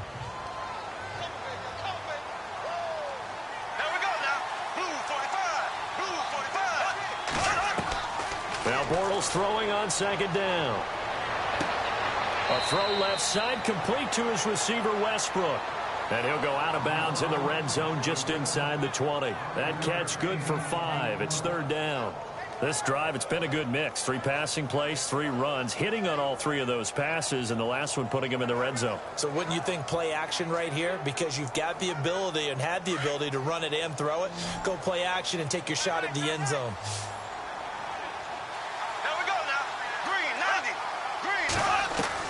From the gun on 3rd down, Bortles.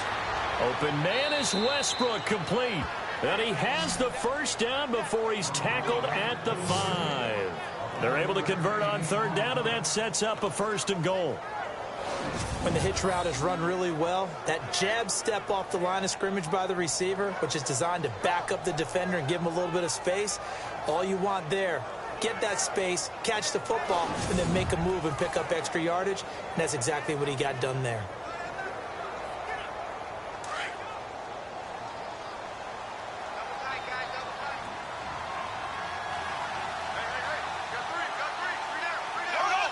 First and goal from the 5. Bortles on the give to Fournette. And he'll take this into the end zone. Touchdown, Jacksonville. A great effort there. A 5-yard touchdown run. And the Jaguars make some inroads here on that deficit. And there you go. Nothing really too complex. Block, keep to your assignments, let them run it in. They did it. Fundamental football. Good blocking, beats good tackling on that play. End result, touchdown. The extra point now coming from Myers.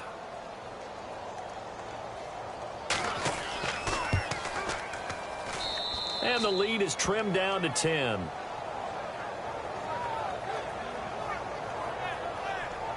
So that drive in total 8 plays. And it's finished off with a 5-yard touchdown run.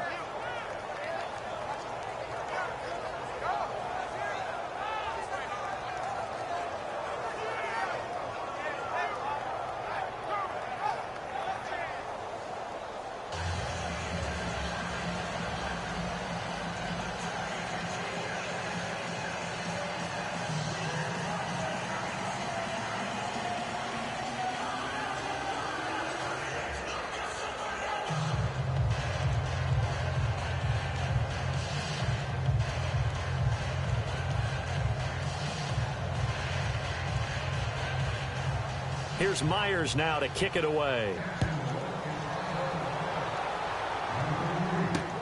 This is taken about 7 yards deep. And no thought to bring this one out. He'll just go down to a knee, and they'll take over at the 25. And now out comes Houston. And that last drive, a long drive, but not just that. They had a great air attack going. Do they stick with that?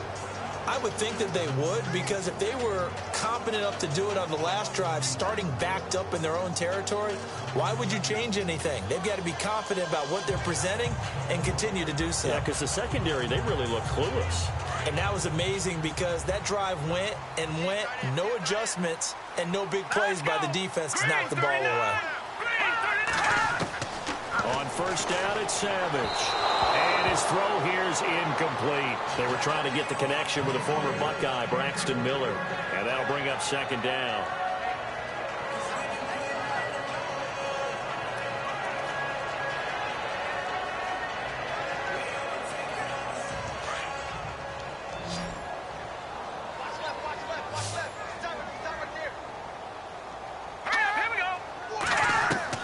On 2nd and 10, Savage.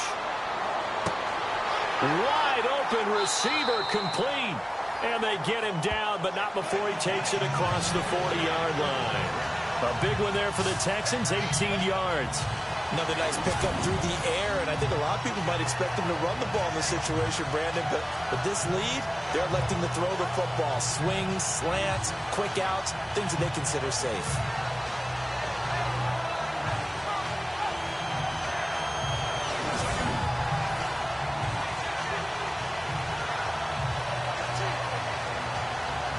First down and 10 now for the offensive group.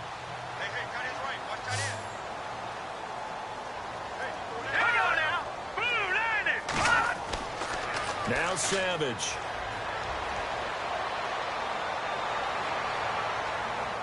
Going deep for Hopkins. It's caught inside the 25. And he'll get this one down near the 20-yard line. And that one results in 35 yards. He's played a great game. It continues right there, even with this lead, confident to throw the pass and have the reception made. There's no doubt who the leader of their team is there? There's no doubt who they want to ride all the way to the finish, because strategy would tell you run the football, run the clock down. Instead, they're letting him throw it because they feel that confident in what he's getting done. So after that big play, let's see if they can catch their defense maybe on their heels. They go play action with Miller. Now it's Savage. He's going to take a shot for the... And intercepted. Maybe the turning point they need. Picked off by Tashawn Gibson. And not much on the return there. He'll take it only up to the 9-yard line. Well, they're not making it easy on themselves here down the stretch. 2 picks now in the 4th quarter, trying to hang on to that lead. Talk about keeping someone in the game. Instead of being able to shut the door, it's still cracked open because they can come back on you now.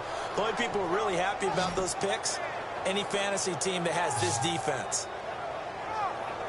And out now comes Jacksonville as they get ready to go. And they're hoping to capture some of that magic they had last time out when they were able to put together a scoring drive. But they're still down here, Charles.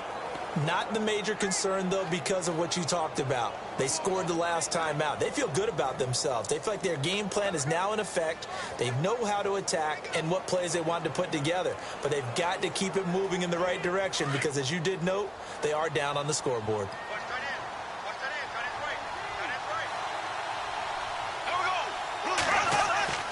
So after the INT, it's Bortles. Dumps it off to Fournette.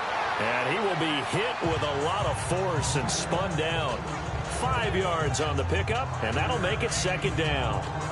Now that's the type of play that gives you a chance to win. Nothing forced downfield where you don't have a guy open. Swing it out to the back, maybe even check it down, whatever you want to call it. Gain of 5. You're just trying to get 4 on first down. They're ahead of the chains now.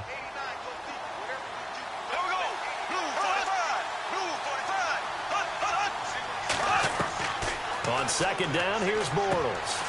Quick hitter here, it's complete. And he'll be taken down, but not before he gets this football out shy of the 30 to the 29. A 14-yard first down pickup for the Jaguars.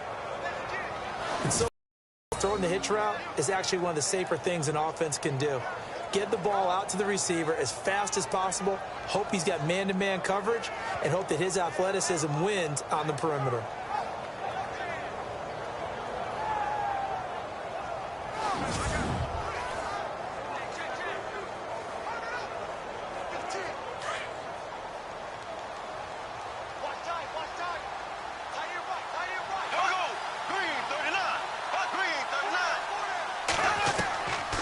They'll run it now out of the gun. And he'll slip his way up across the 30 to the 32. Give him 3 on first down. It'll set up a 2nd and 7. Some of the most unselfish players on any football team, defensive tackles, because we ask them to just eat up blocks and allow other people to make tackles. But when he can make a play himself, as we just saw there, that's a big day.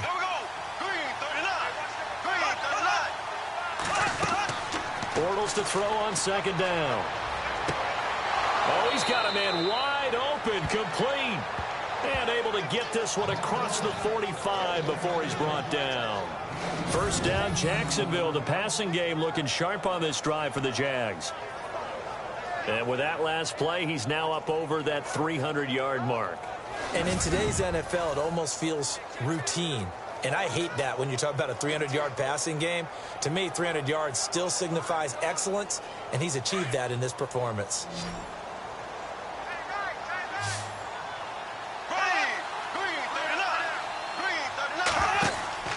They fake the handoff. Now Bortles. It's caught on the right side by Robinson.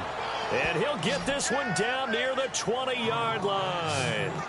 A gain of 32 that time. We just saw him hit a big play there on a deep post. And most of the time, the post isn't available because usually you have defenders in the middle of the field.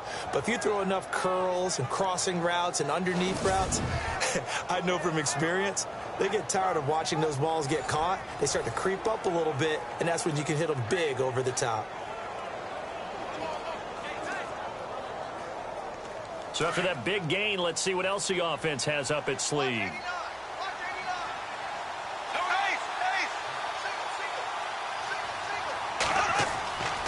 Throwing on first down is Bortles. Oh, no, he lost the football.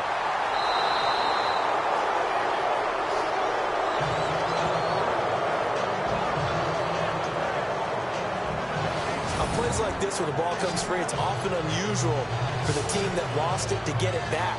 Because this is the quarterback. The ball gets away from him. Everyone else is trying to execute what they're supposed to do on offense. They're usually looking in the other direction, downfield, or have moved away from him. In this case, though, a teammate is able to come up with the ball.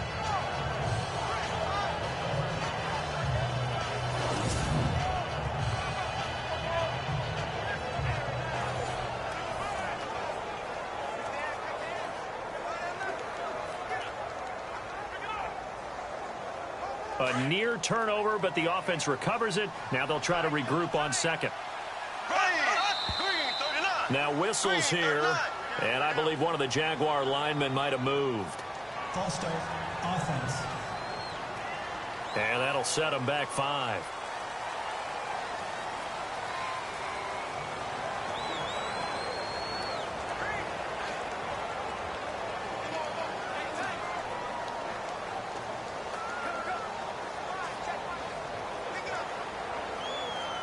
And here comes play number 6 on this drive.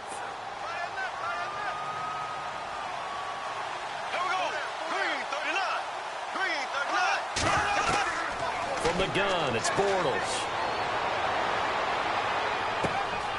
Going to throw right side here, complete. And this time not quite to the 30. It'll be down at the 31-yard line. That catch good for 5. It's third down. I know many people like to throw to the tight end, maybe in a little flexed out position because he creates mismatches with his size. But slot receivers do the same thing with their quickness, their speed, and their route running savvy. 7th play of this drive coming up, but a long way to go on third down.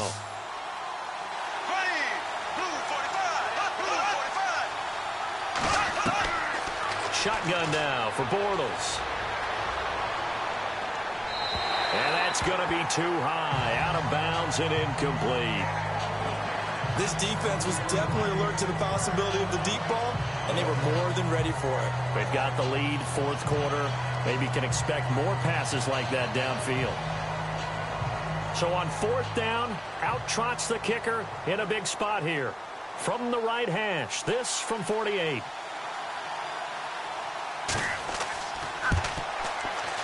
And his kick is absolutely perfect. And the drive will wind up yielding 3. All right, so you needed 2 scores to get back in the game. The field goal then maybe not exactly what they wanted, but it's a necessary first step. Still plenty of time remaining, but you could really use a stop defensively after the kickoff, preferably a 3 and out.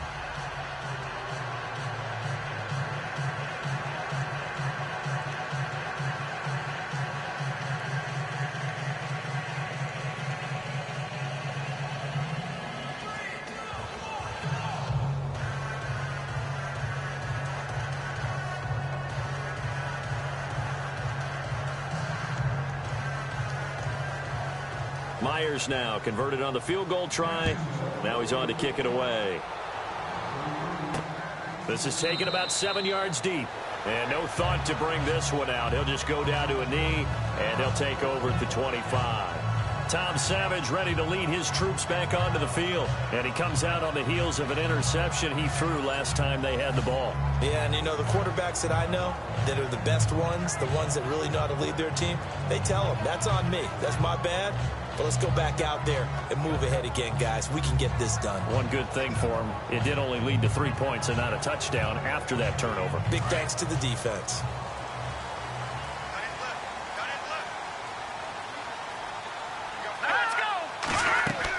They go back to the air here after the INT on the last drive. And got his man complete. Touchdown, Houston. DeAndre Hopkins, 75 yards. And the Texans will add on to their lead. Well, they went play action there and set it up nicely for him. I mean, he can flat fly, and they hit him downfield. And it doesn't take much to create that extra bit of space that a guy of his speed needs. If you go play action, all you want is just a moment where the guy's covering, take their attention somewhere else, and then he's by him. And once he's by him, there's no catching him.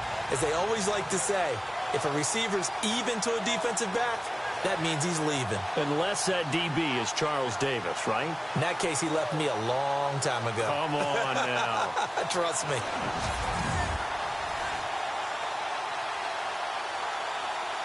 Novak is on to attempt the extra point.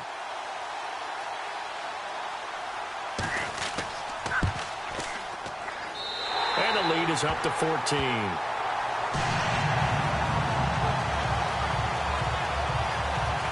One of the shortest drives you'll ever see. One play, 75 yards, 6 points.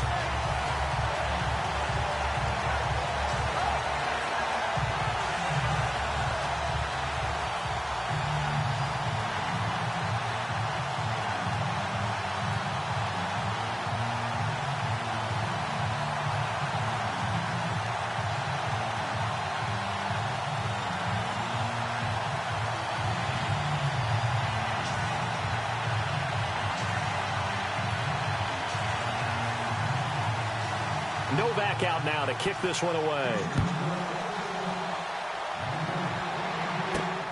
This will be fielded at the 6. And a nice return sets him up pretty good here at the 30-yard line. The Jaguars getting set to go. And tough to win games if you're going field goal, field goal, field goal here. They got field goal last time. Now they'll be looking for a touchdown. They're looking for the big chunk now because, as you noted, the field goal, field goal, field goal way of doing it makes it that much harder and puts more pressure on every possession for you now. Go ahead and get 6 and feel a lot more comfortable about the position they're in. Bigger chunks. We'll see if they can get the score.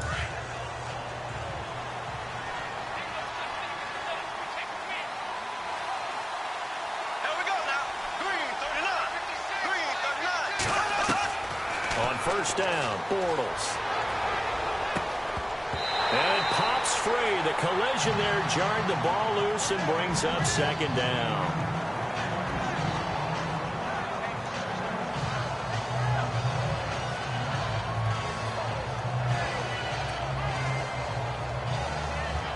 So they're still at the original line of scrimmage here. Second down and 10.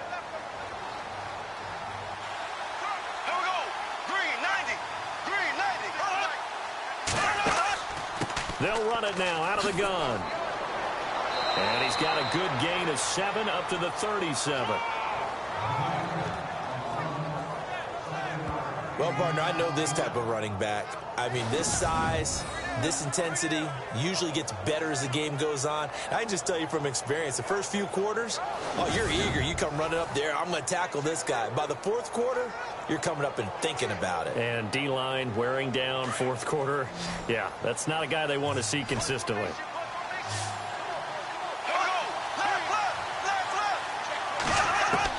Bortles going to try and throw on third down. Completes it left side to the tight end Lewis. And he's got the first down as he's up to the 45-yard line. It goes as a gain of 8 and it moves the chains. Fourth quarter, every drive so critical, and you figure may only get one more shot after this, so a touchdown's imperative on this drive. It is, but you also have to think to yourself in play calling, don't hold anything back. Don't save it for the second touchdown. You got the first one for the second one to even matter.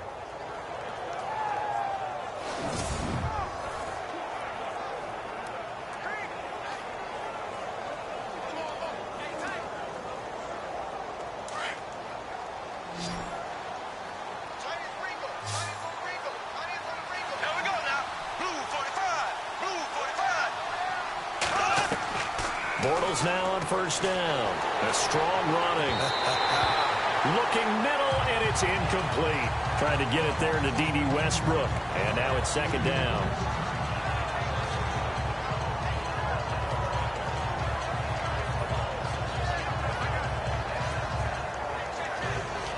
Second down here after the incomplete pass.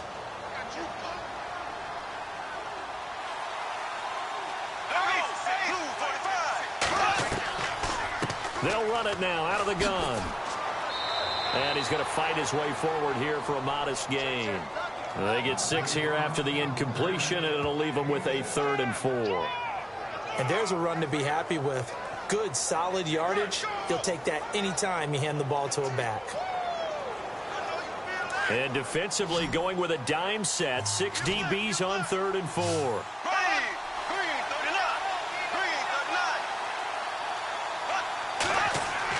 Bortles.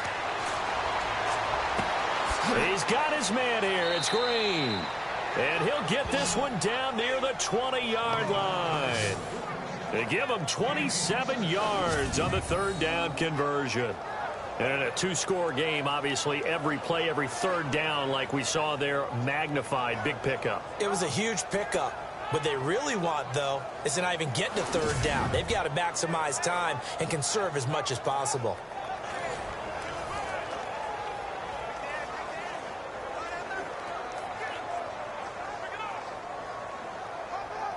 So here we go, 1st and 10 now.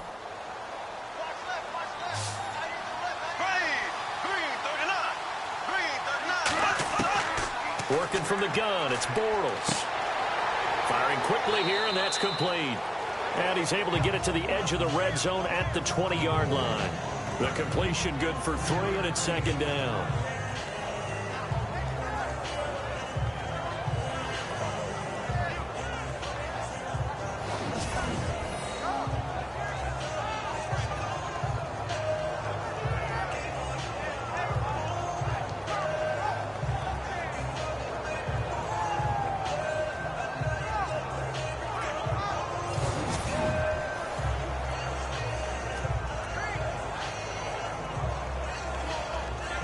completed pass play. Now let's see if they go back to the air or to the ground. Here we go now. Green 39. Green 39. On second down, here's Fournette. And he gets it inside the 10 to the 9. It's a good gain of 11. Sets him up first and goal. Oh, that's one to warm the hearts of all those old school football players, isn't it? Tough, hard, gritty run. Got behind his pads, bowled over a few people. Look at that one, right up the gut. Saw it through 3 quarters. No reason to lighten up now. So they pick up the first down after the run, and now they approach for the fresh set.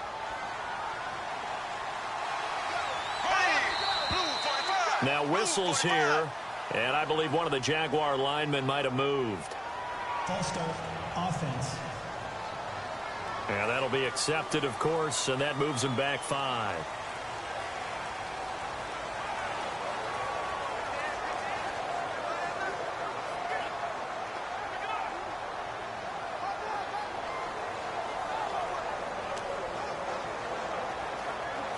And the 8th play on this drive coming up.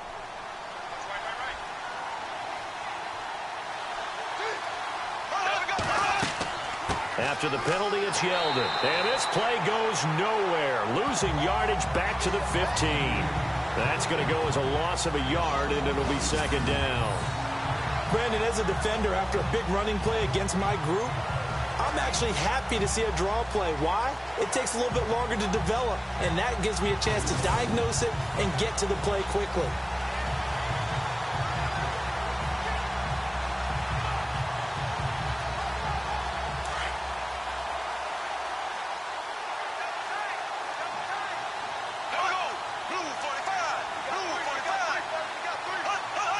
Second and goal as the offense looks to try to punch it in. Now T.J. Yeldon. And this time the yards won't come so easy as they'll, in fact, tackle him behind the line.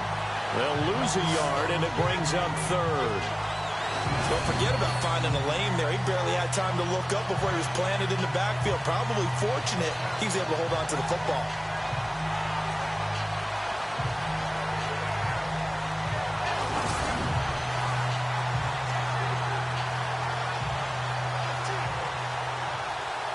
So 2 plays with only negative yardage to show, and now it's 3rd and 16. Time for a break. We'll come back and see this one out after this.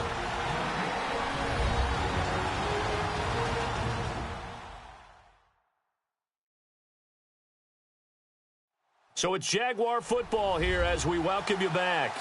They've got it 3rd and goal now as they try to punch in a late touchdown.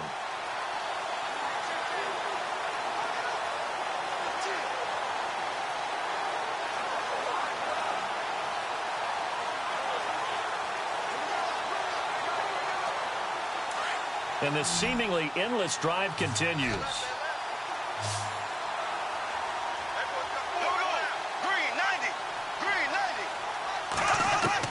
On 3rd and long, it's Bortles. And he overshot him there. It's out of bounds, incomplete. Definitely desperation time. This just looks like, hey, throw it down there, hope that your guy can make a play. You want him to make a play, but if not, maybe you get a pass interference call. And you know in the NFL, that's a spot foul. You get all that yardage. That would be a big play.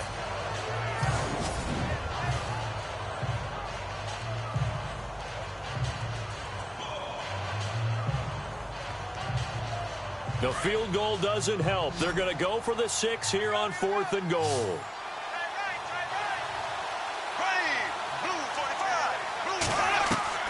Now Bortles got to have this one. And no, it's incomplete. They can't hook up here on the 4th down pass attempt. And this Texans defense stands tall. Well, they had to take one final shot at the end zone, but now things are looking really bleak. And I agree with that totally. You had to take the shot if they did score. You know, whether you call it a miracle or not, You line up, onside kick, get the ball back, throw one more in the end zone, who knows? Had to take the chance, it just was unsuccessful. The Texans offense now, they get set to head back onto the field. And last time the formula was pretty simple. One play drive, long pass, that maybe they just want to do that again, right? And that's exactly how you want to draw things up. Whether it's on your grease board, right, in your playbook, one play drive's exactly what you want on offense. What they have to be careful of is not having a letdown. It was real easy last time. They can't expect that going forward. Yeah, we'll see if it's that easy here.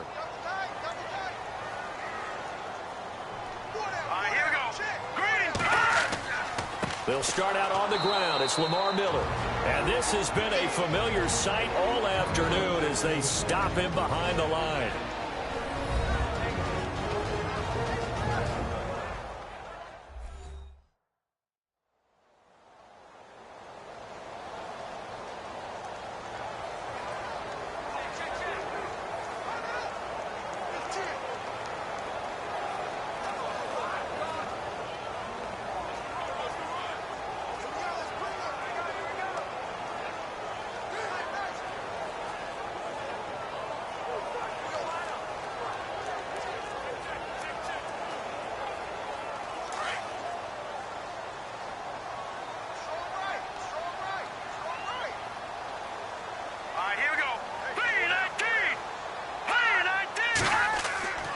They'll run it again with Miller.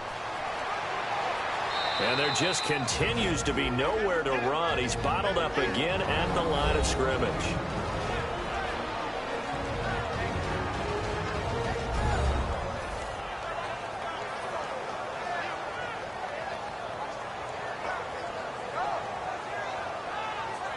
The defense, they got a little bit of a breather. Now they're back and set as we resume play.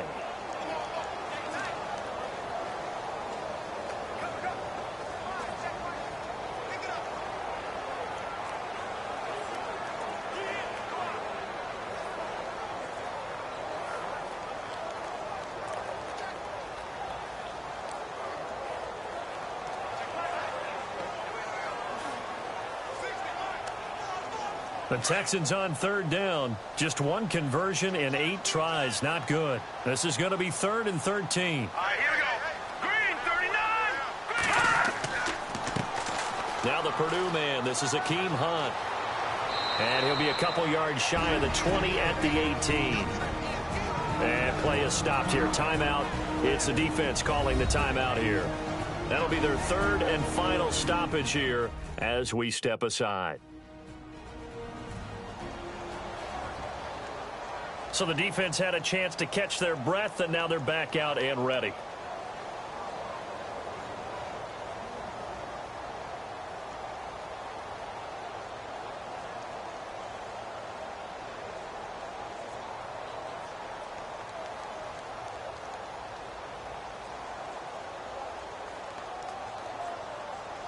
Here's Shane Leckler now. He's been terrific so far.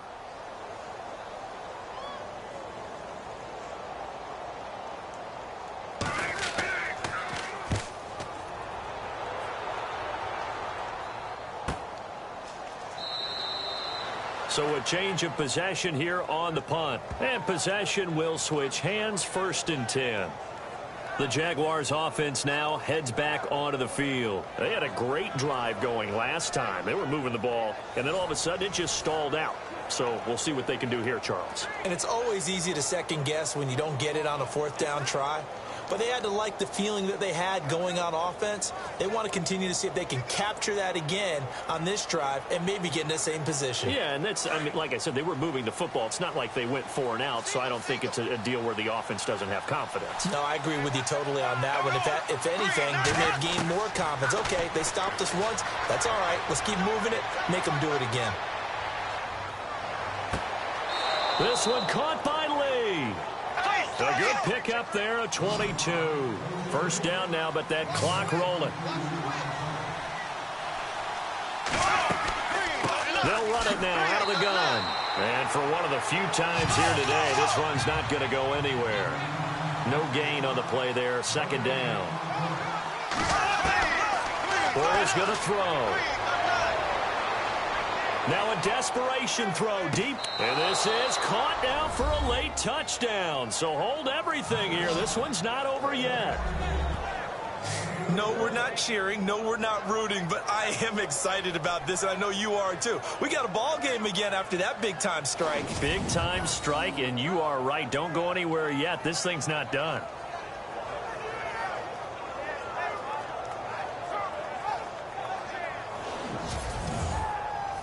And there's going to be a stoppage here. The booth wants to take another look at this potential touchdown.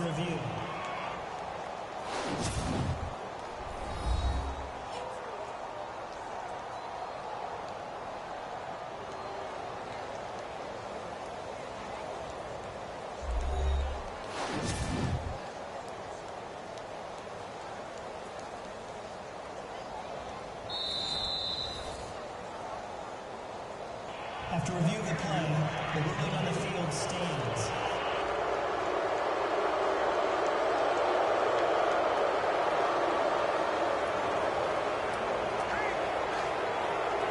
Now Myers for the extra point.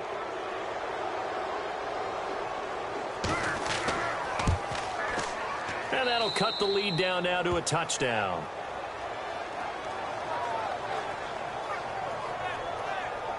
The drive there only spanning 3 plays, and it results in a touchdown for Jacksonville.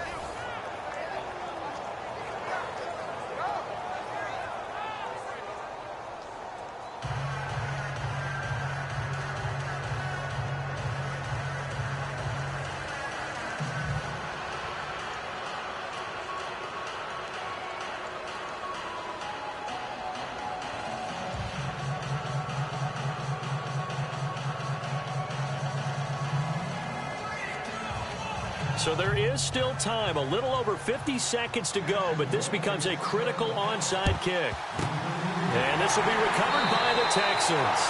So victory appears to be in sight. They had to go for it with no timeouts remaining, though now this one's as good as over. They gave it an effort. They tried their best, did everything they could to try and get the ball on the onside kick. You're exactly right. They had to try it. It was their only option. And now this game is done. Just take it, kneel, and call it a day.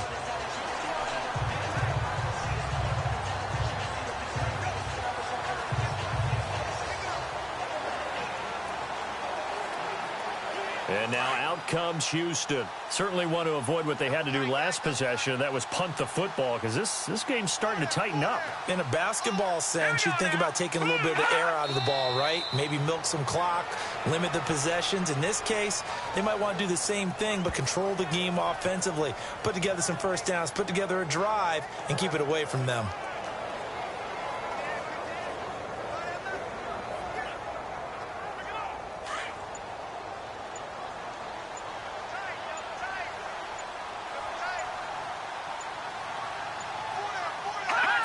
Down to a knee here as the Texans look to let the clock roll.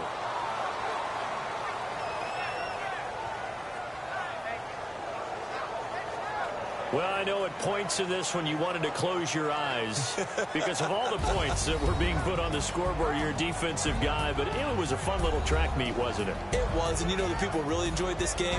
They're the ones that like going to batting practice at the Major League Baseball parks, right? Seeing the 14-11 game, that sort of deal. That's right up their alley with what we saw in this one.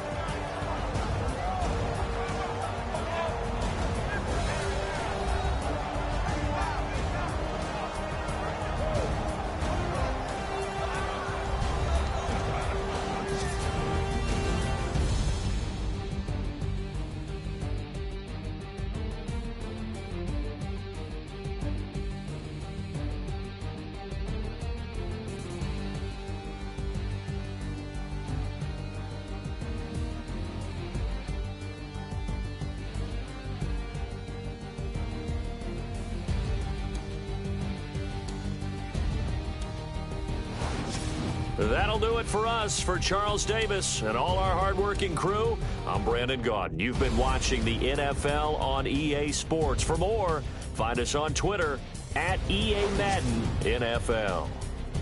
It's a win for the Texans as we say so long from Houston.